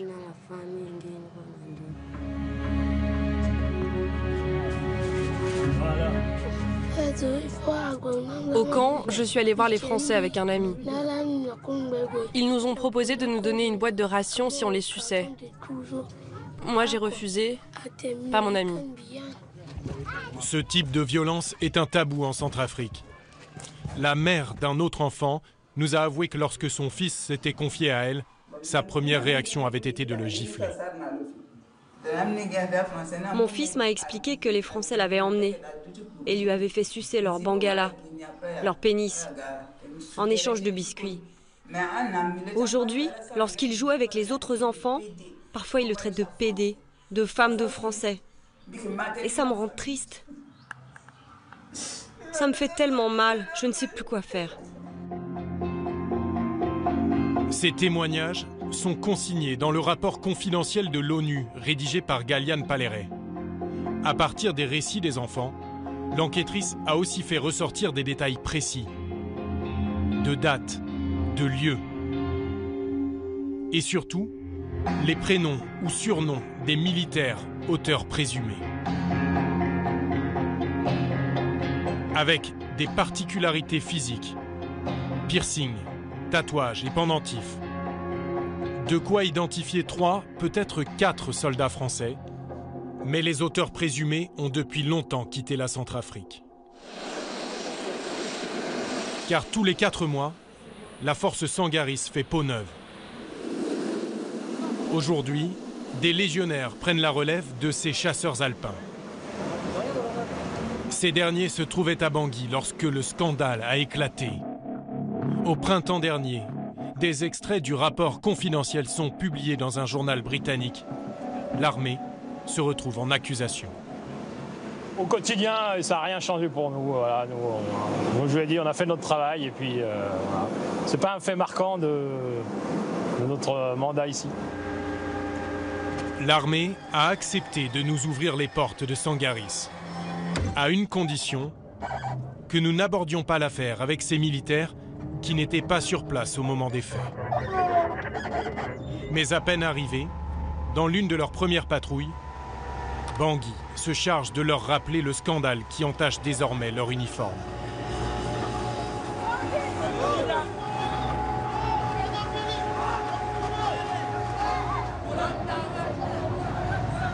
Les légionnaires essuient ces insultes sans dire un mot et continuent leur patrouille à pied dans les marchés de la capitale.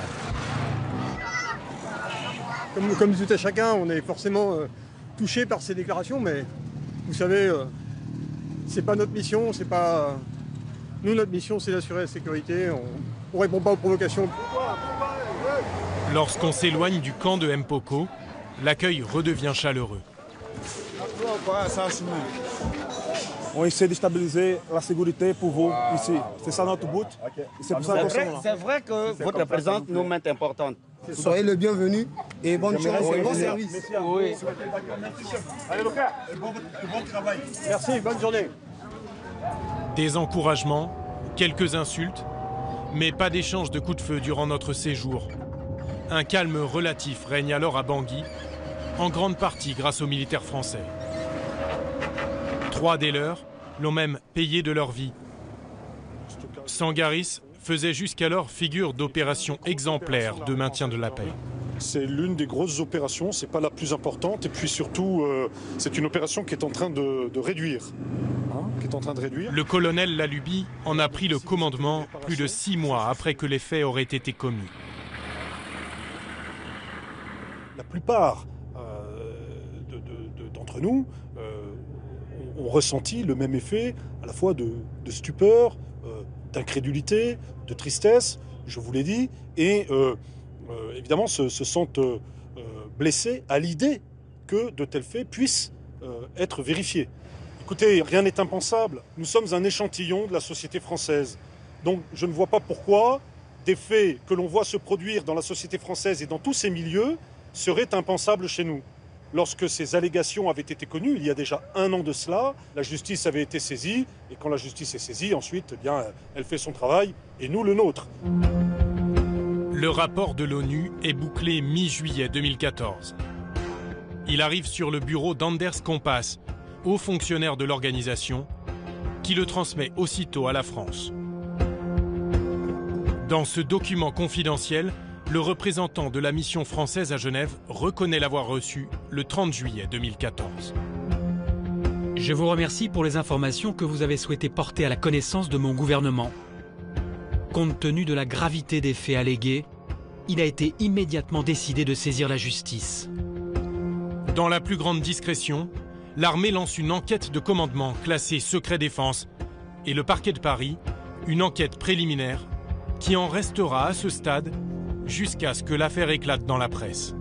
Soit près d'1 an sans ouvrir d'informations judiciaires, sans nommer de juge d'instruction et sans entendre les victimes présumées. Pour enquêter sur des militaires, en France, le procureur s'appuie sur d'autres militaires. Des prévôts, c'est-à-dire des gendarmes comme le colonel Alary, officier de police judiciaire détaché au sein de Sangaris. Ce jour-là, à Bangui, il accueille les nouveaux venus. Bonjour à tous, je suis le lieutenant-colonel Alary, je vous souhaite la bienvenue et ma mission consiste au cours de cette sensibilisation de vous mettre en garde sur les dangers et les risques que vous pourriez rencontrer au cours de votre séjour. On est à votre disposition 7 jours sur 7, 24 heures sur 24 et lorsque vous avez un souci d'ordre juridique, on vous aide à le traiter. Sachant d'emblée, il se pose en défenseur des militaires. Et notre mission principale, c'est de protéger la force et de donner au général commandant de la force Sangaris la liberté d'action qu'il a besoin. Voilà. Et n'hésitez pas à passer nous voir si vous voulez ramener des souvenirs. On vous rappellera la réglementation en matière de phytosanitaire et la réglementation douanière. 15 minutes de briefing, essentiellement sur les risques de vol et d'accident de la route, et pas un mot sur l'affaire. Pas de rappel particulier concernant les affaires de mœurs ? Non, ça me semblait pas utile. Voilà. Sinon, après, je vais détailler tout le code pénal. Voilà. Nos camarades des mandats précédents sont présumés innocents. Donc voilà, ils lisent tous la presse et voilà, ça me semblait pas nécessaire de les culpabiliser, voilà, pour des choses dont on ne sait pas si elles ont eu vraiment lieu. 2 fois par semaine, les prévôts quittent leur base et traversent Bangui pour se rendre chez leurs homologues centrafricains.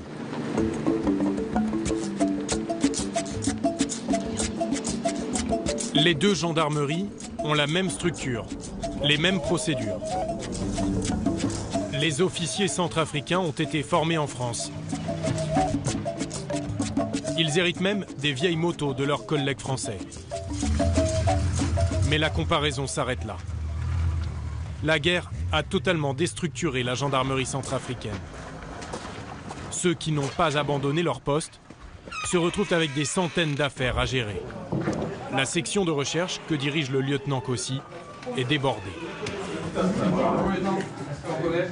Comment allez-vous ? Très bien. Toujours le sourire, toujours la banane.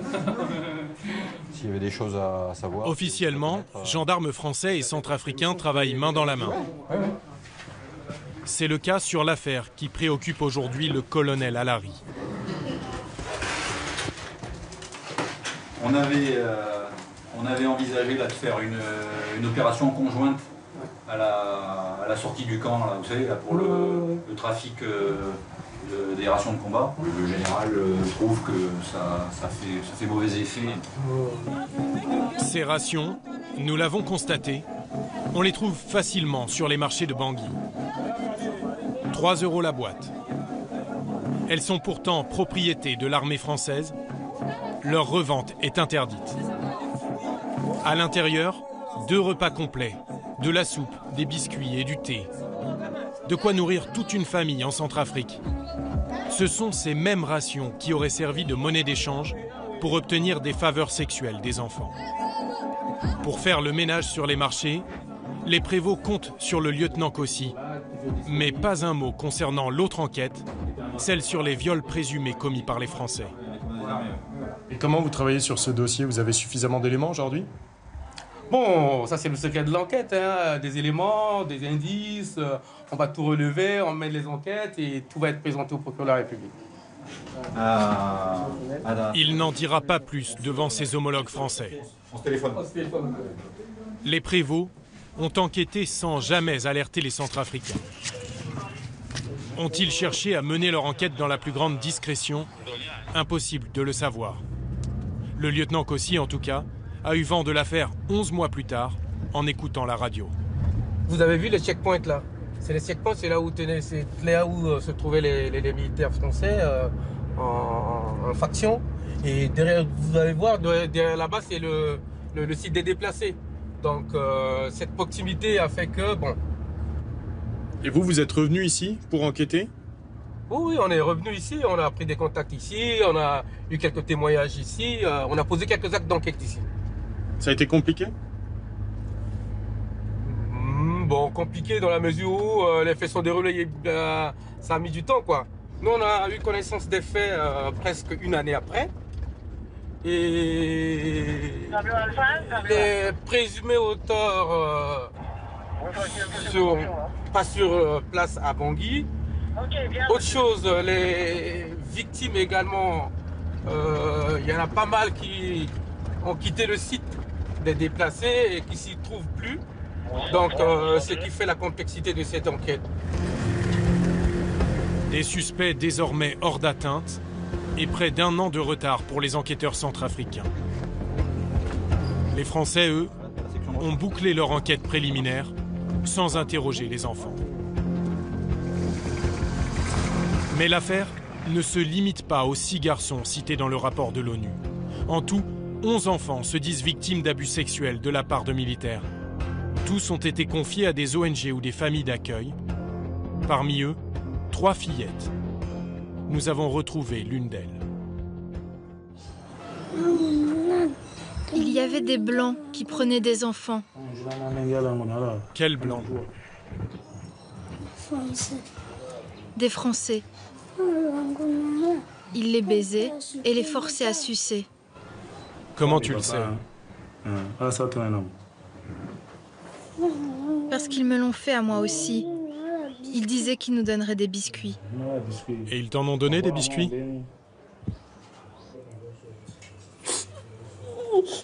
Ça va. Ah ouais, bébé. Ah ouais. Ça va aller. Bébé, ça va. C'est pas de ta faute, tu comprends? Tu sais que c'est pas de ta faute, hein? Faut que tu m'appelles. Bébé. Voilà comme il va bâtiment. D'abord tenu à l'écart par la France, le procureur de Bangui a fini par ouvrir sa propre enquête.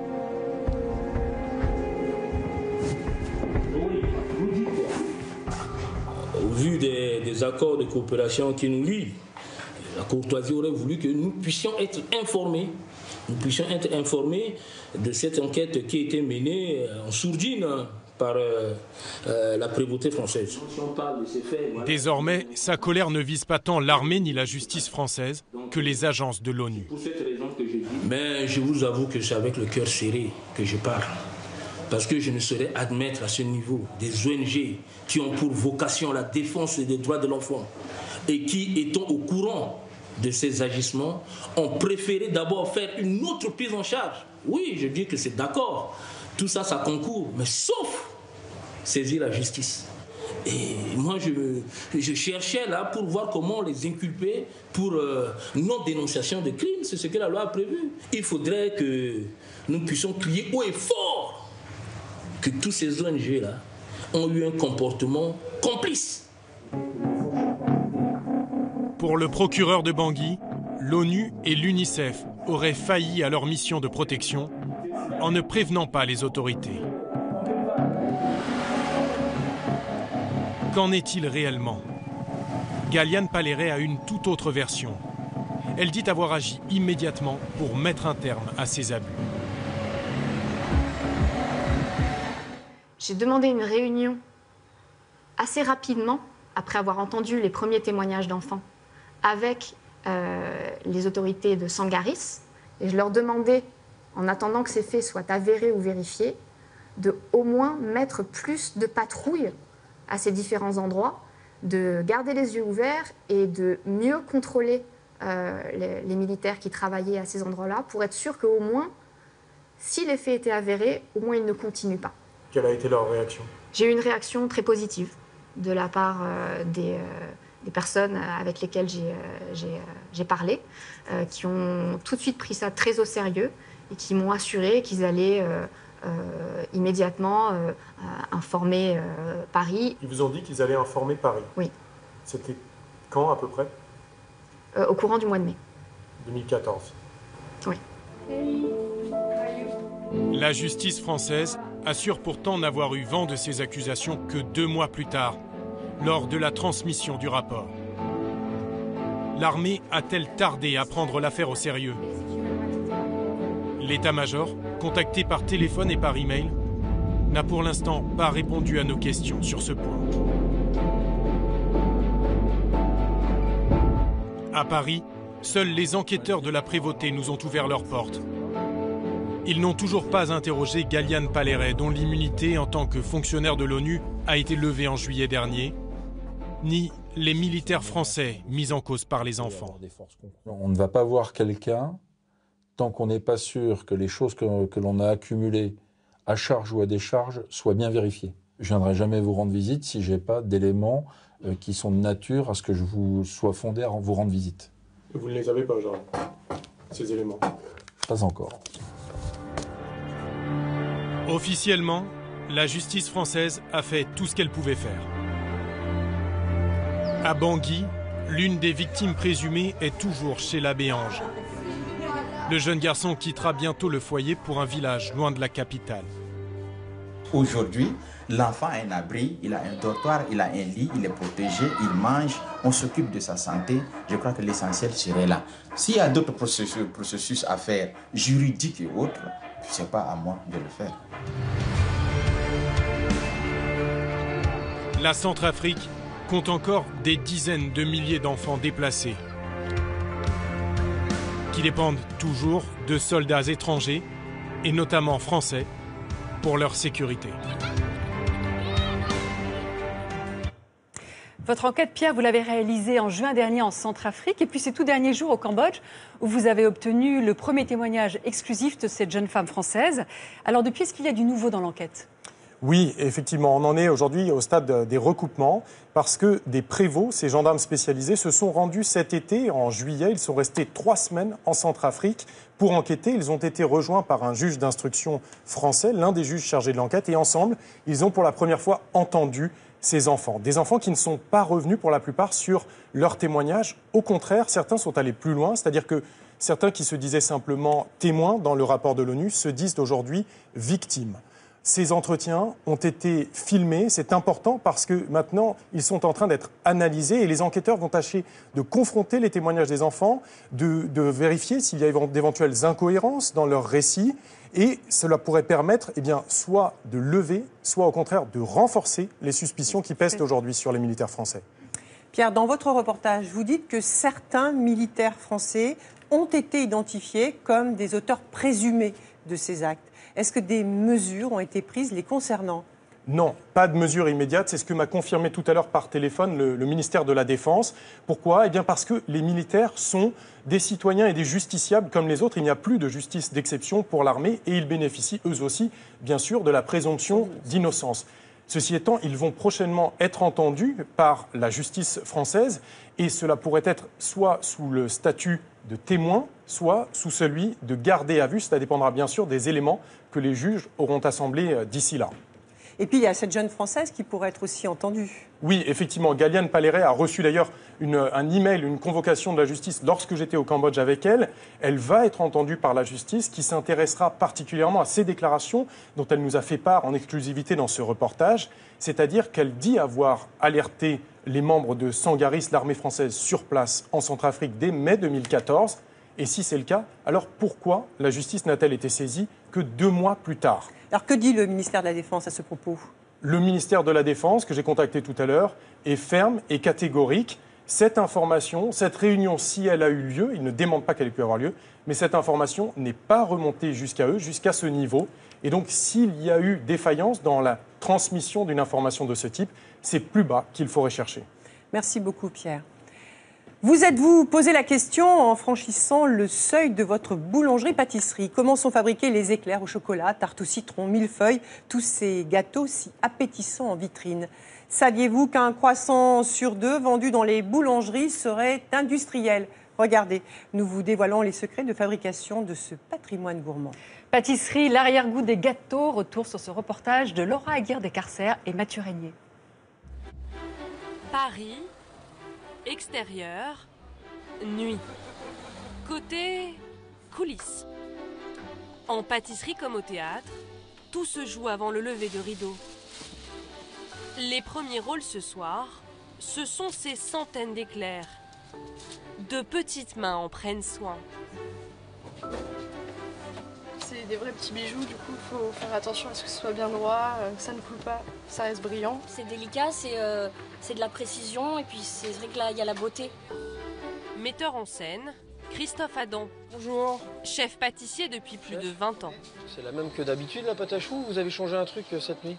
On a mis de l'amour, chef. Ah, de l'amour, c'est beau ça. On a mis de l'amour. Tout doit être prêt pour le lendemain matin. Là, le petit morceau qui... Et chaque détail compte. C'est important. On a toujours l'impression, oui, c'est beau, c'est de la pâtisserie, mais non, c'est 5 minutes de finition par éclair, donc c'est très très long. Christophe Adam a choisi de se spécialiser.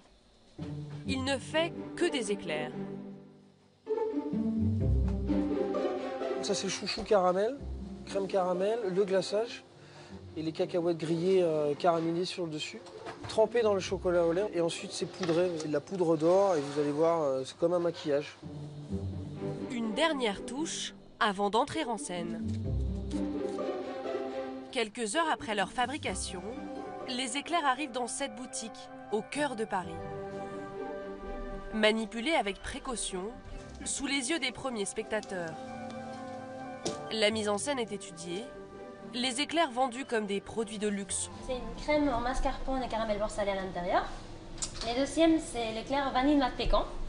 C'est une crème à la vanille avec noix de pécan caramélisée par-dessus. Et suscite chez les clients des commentaires sans équivoque. Alors ? C'est le plus grand plaisir, moi, c'est des saveurs qui changent au fur et à mesure qu'on goûte l'éclair. Je sais pas trop comment expliquer, enfin, c'est vraiment bon, c'est fin, c'est... Ouais, c'est bien. J'aime bien. Un plaisir de très courte durée qui a un prix. Ce coffret de 10 éclairs vaut 85 €. Ici, à l'unité, ils se vendent 5 €. C'est 2 fois plus cher que dans une boutique traditionnelle. On n'achèterait pas tous les jours, mais voilà, un petit plaisir de temps en temps, voilà ça. Si la qualité est là, ça ne me dérange pas. Mais cette pâtisserie de luxe, artisanale, est aujourd'hui une exception. Éclairs au chocolat, tartelettes, macarons, ces desserts symboles d'une tradition culinaire, sont aujourd'hui très souvent produits de façon industrielle. De plus en plus de boulangers-pâtissiers achètent ces gâteaux sur catalogue. Ils nous les revendent ensuite, sans indication sur leur fabrication. Pourquoi certains artisans renoncent-ils au fait maison? Comment sont fabriquées ces pâtisseries standardisées?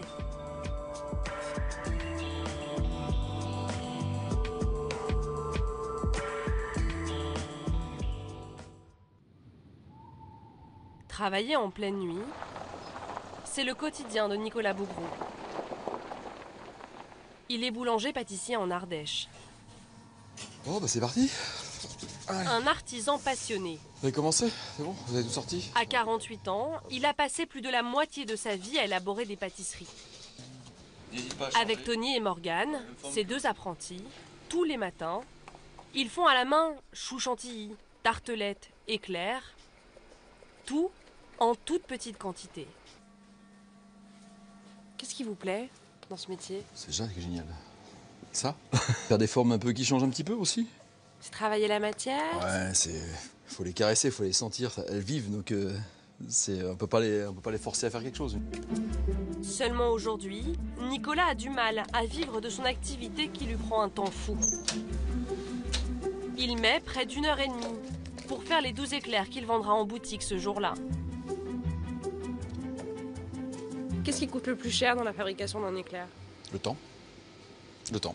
C'est 12 de ceci, 12 tartelettes, 4 ceci, 4... Et ça prend un temps monstre. Tout ce qui est en petite quantité prend beaucoup plus de temps. C'est économiquement viable encore de faire de la pâtisserie artisanale comme ça? J'ai envie de vous dire oui, parce que c'est pour le plaisir. Si j'étais tout seul, oui. Viable, si j'étais tout seul, c'est qu'on compte pas 16 heures. Avec des salariés, non. Pour nous, Nicolas a fait ses comptes. C'est quoi ce papier? C'est le prix de revient d'un éclair. La matière première ne coûte pas grand-chose. Pour 16 éclairs, 44 centimes de beurre, 60 centimes d'œuf. Les dépenses les plus élevées, ce sont les salaires, plus de 11 €. Résultat, un seul éclair coûte 1,45 € à fabriquer. Vendu 2,40 €, Nicolas gagne moins d'1 €.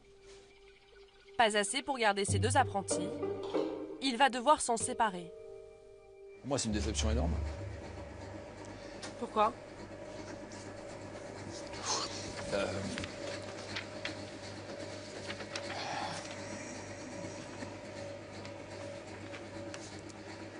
J'avais 2 jeunes avec moi qui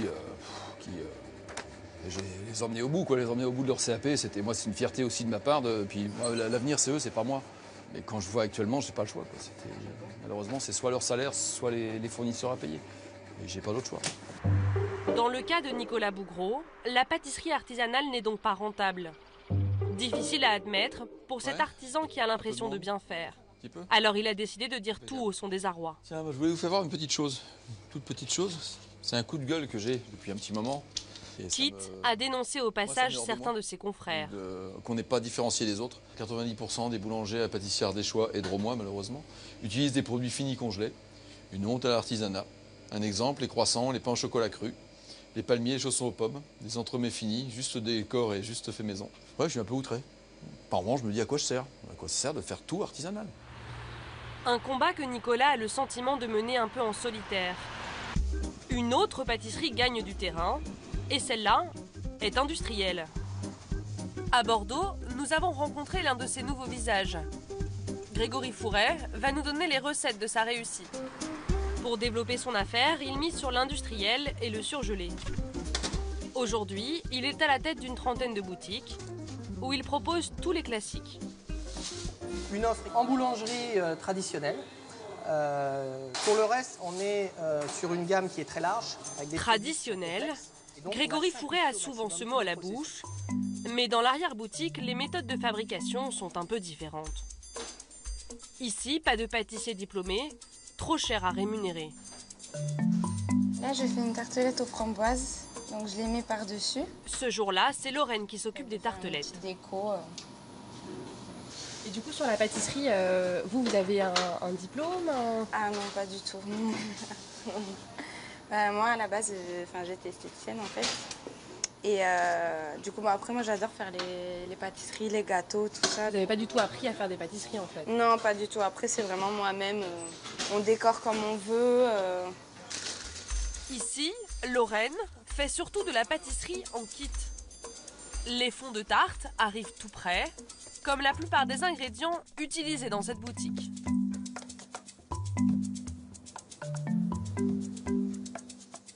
Elle est est bonne cette crème. Ah oui. Je vais goûter, j'ai le droit de mettre. Pour Grégory, un gain de temps et d'argent. Très, très bon.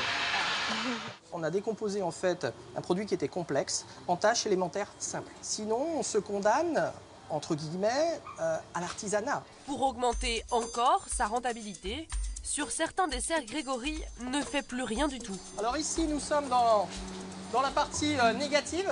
Donc là où sa recette de l'éclair au chocolat, on la trouve ici, dans le congélateur. Les éclairs au chocolat. Des éclairs en sachet, prêts à l'emploi. Et son hygiène. Voilà, si on veut le vendre demain, on va le faire décongeler aujourd'hui en chambre froide positive. Alors, l'étape d'après, c'est la décongélation. Les éclairs vont décongeler ici pendant 8 heures. Dans une chambre froide. Avant la dernière touche, elle, 100% maison. Puis derrière, on va apporter une touche de finition. Ça, c'est la seule étape que vous allez faire là Alors, sur ce produit-là, oui. Pourtant, en boutique, c'est une autre histoire qu'il raconte. Une machine à pétrir le pain est installée sous le regard des clients, quitte à susciter une certaine ambiguïté. Est-ce que du coup le consommateur peut pas être un peu dans la confusion puisqu'il voit que vous faites le pain, donc s'imaginer que vous faites absolument tout? C'est évident. Le consommateur peut comprendre qu'on fabrique tout. D'ailleurs, la plupart du temps, cette confusion s'installe. Éclair, café, chocolat. Est-ce que vous savez d'où viennent ces produits? J'espère qu'elles sont fabriquées ici. C'est vrai que j'ai jamais demandé, mais je pense. Elles sont bonnes, leurs pâtisseries. C'est vrai qu'ils font des bonnes pâtisseries. Donc oui, je pense que c'est fabriqué directement ici, comme leur pain. L'éclair est vendu 1,90 €. Grégory l'a acheté 70 centimes. Alors, d'où viennent ces pâtisseries à prix cassé? Nous avons sollicité les plus grands acteurs du marché, ceux qui fabriquent ces pâtisseries industrielles. Ils n'ont pas souhaité donner suite à nos demandes. Pour les rencontrer, nous allons à Lyon, dans un grand salon consacré à l'alimentation. Ici s'exposent avantageusement les pâtisseries surgelées, entremets, tartelettes et petites bouchées. Pour assurer la promotion de ces produits industriels, il y a même des chefs meilleurs ouvriers de France, des cols bleu, blanc, rouge, pour vanter le surgelé. Et dans ce salon, en bonne place, les industriels de la pâtisserie que nous avons cherché à contacter. Nous allons à leur rencontre en caméra discrète. Ils nous confirment que le secteur se porte bien. Et vous avez beaucoup de clients boulangers-pâtissiers? 90% de vos clients. Vous en vendez combien des gâteaux surgelés, pâtisseries surgelées? Ouais, je saurais pas vous dire, c'est énorme. On a des usines qui tournent constamment là-dessus. Donc, ah ouais? Nous, ça fait 20 ans qu'on est sur le marché déjà. Et entre il y a 20 ans et aujourd'hui? Le catalogue, il a triplé, quoi. Et la demande a été multipliée par 10. Et par exemple, vous êtes fabricant, du coup? On fabrique. Ça. Et du coup, les religieuses comme ça, vous en faites combien? On réalise près de 300 millions d'euros. Le chiffre d'affaires. Donc vous imaginez que ça fait quand même quelques quantités. Ouais. 300 millions 300 millions d'euros de chiffre d'affaires? En moyenne, ouais, sur le marché français. Alors comment fabriquer des pâtisseries par milliers? Un industriel a accepté de nous montrer ses méthodes de fabrication. Il travaille surtout avec les grandes surfaces. Son usine se trouve en Normandie. Une petite armée d'éclairs, sous l'œil fier de Patrick Georget, le PDG. En 25 ans, il a monté un petit empire de la pâtisserie industrielle qui fabrique 13 millions de gâteaux par an. Sur 10 000 mètres carrés, des hommes, mais surtout des machines. Et là, on est en train d'emballer les éclairs. La toute dernière ligne de fabrication est ici, celle de l'éclair, la pâtisserie la plus vendue en France. Qu'est-ce que c'est ça? Alors ici, c'est un appareil qui fabrique la crème pâtissière à chaud. Tous les ingrédients arrivent par ces tuyaux. La coupe de lait qui arrive ici, on a le sucre qui arrive derrière par des systèmes de pompage. Tout est entièrement automatisé. Dans ces cuves, 500 kilos de pâte à choux, standardisée, dont la recette ne change jamais. Donc on a la traçabilité du produit. Tout est fait automatiquement, il n'y a plus qu'à, entre guillemets, surveiller. Vous êtes un pâtissier informaticien? Voilà, à peu près. Le pâtissier du 21e siècle. Le pâtissier moderne, c'est surtout elle. Cette ligne de production très efficace. 8000 éclairs par heure, 4 millions par an. La ligne tourne en continu. Seule une dizaine de salariés ce jour-là sur la chaîne de production. La touche finale également est automatique. Résultat, l'éclair sort à un prix très compétitif, environ 50 centimes d'euros, 3 fois moins cher que celui du pâtissier artisanal en Ardèche. Donc l'éclair que vous voyez là, vous mettez celle d'un artisan à côté, il n'y a pas de différence. Voilà. Alors il y a peut-être le côté fondant qui est peut-être un petit peu industriel, mais parce que c'est régulier. Quand c'est artisanal, on n'aura pas, je dirais, un glaçage vraiment nickel. Ça va tomber un peu sur les côtés et tout ça. Mais bon, là, il n'y a rien à dire. Rien à dire. Est-ce que vous pensez que ce produit, il peut se retrouver chez des boulangers-pâtissiers? Complètement, oui. Complètement. Ça peut très bien se retrouver chez des boulangers-pâtissiers. Et les gens les verront pousser. Pour l'instant, ces éclairs, comme tous les desserts fabriqués par l'usine, sont revendus frais. Mais bientôt, le patron va se lancer dans le surgelé pour profiter de ce marché en plein essor. Des desserts au prix compétitif qui offrent bien d'autres avantages. En Ardèche, nous retrouvons Nicolas Bougreau, l'artisan, défenseur du fait maison. Nous lui avons demandé de prendre rendez-vous avec un commercial qui travaille pour le leader de la pâtisserie surgelée. Quels arguments va-t-il utiliser pour séduire Nicolas? Nous filmons la rencontre en caméra cachée. Hop, voilà, bonjour. Vas-y, André. Bonjour, monsieur. Voilà. Bonjour. Bonjour. On se connaît. Le commercial nous présente sa gamme et nous glisse même quelques conseils. En pâtisserie, vous avez tout ce qui est éclair. Prenez ici les maxi, parce qu'ils sont beaucoup plus larges que ceux-là. Ceux-là sont très fins et plus longs. Mais ici, ils aiment bien ce qui est gros. Premier argument mis en avant, la marchandise est très pratique, à un point que l'on n'imagine pas. Et du coup, il y a quoi à faire? Rien, vous ouvrez le carton, vous sortez, vous laissez décongeler. Vous le mettez dans votre vitrine et puis c'est prêt à être vendu. Et ça se ramollit pas, ni la pâte? Non, non. En fait, moi, ce que font souvent les gens, c'est que le matin, à 5 h, quand ils font leur pain, ils mettent en place leur vitrine. Le produit décongèle tout doucement. Donc, en général, le produit, on peut mettre le produit surgelé direct dans la vitrine. Directement dans votre vitrine.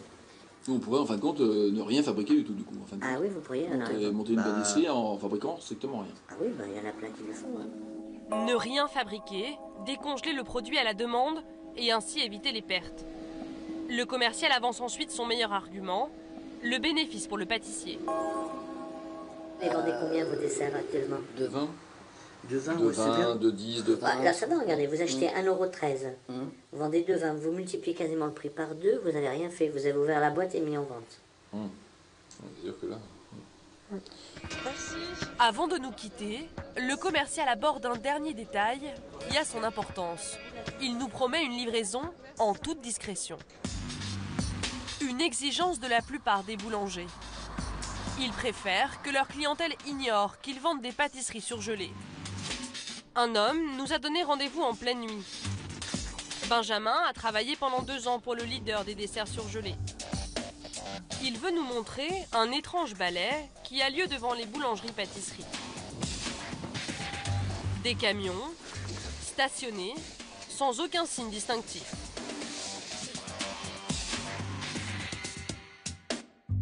Le camion est blanc, donc on voit qu'il n'y a rien écrit dessus. Pourquoi? Ils souhaitent que ça ne se sache pas. Donc ils prennent beaucoup de précautions, comme les camions, comme les lieux de livraison, les horaires de livraison. C'est pour ça qu'on est ici à 5 h du matin. C'est systématiquement comme ça, les horaires? Oui, parce que ce serait compliqué dans une boulangerie à 10 h du matin de laisser passer les gens. Enfin, que le livreur passe au milieu des gens avec leur carton de surgelé, quoi. Avec marqué en gros éclair au chocolat. Nous décidons de suivre ce livreur pour en savoir un peu plus sur sa cargaison. Et là, vous allez livrer combien de clients aujourd'hui? Oui, j'en ai 23, 24. Et combien de boulangers-pâtissiers? 7 ou 8. 7 ou 8 sur 24 boulangers-pâtissiers. Ouais. C'est impressionnant, là, il y a 300 colis, c'est ça? Ouais, un petit peu plus. Qu'est-ce qu'il y a dans ces cartons? Il y a de la marchandise. Le client, un pâtissier. Vous vous faites livrer quoi là? Vous vous faites livrer quoi? Pourquoi? Ah, parce que je suis journaliste et je me renseigne. Bah non, mais je ne peux pas répondre à ces questions-là, c'est quoi ça? Bah je vous pose la question. Non, mais je ne comprends pas, madame. Pourquoi? C'est personnel. Bah c'est personnel, ça va à vos clients après. Mais c'est quoi ces trucs? Bah je vous pose la question, c'est des pâtisseries surgelées? Non. Mais ça ne me regarde pas. Mais pourquoi vous vous énervez, monsieur? Ce qui se passe ici, ça ne me regarde pas. Qu'est-ce que c'est du coup? Mais c'est fini, oui ou quoi?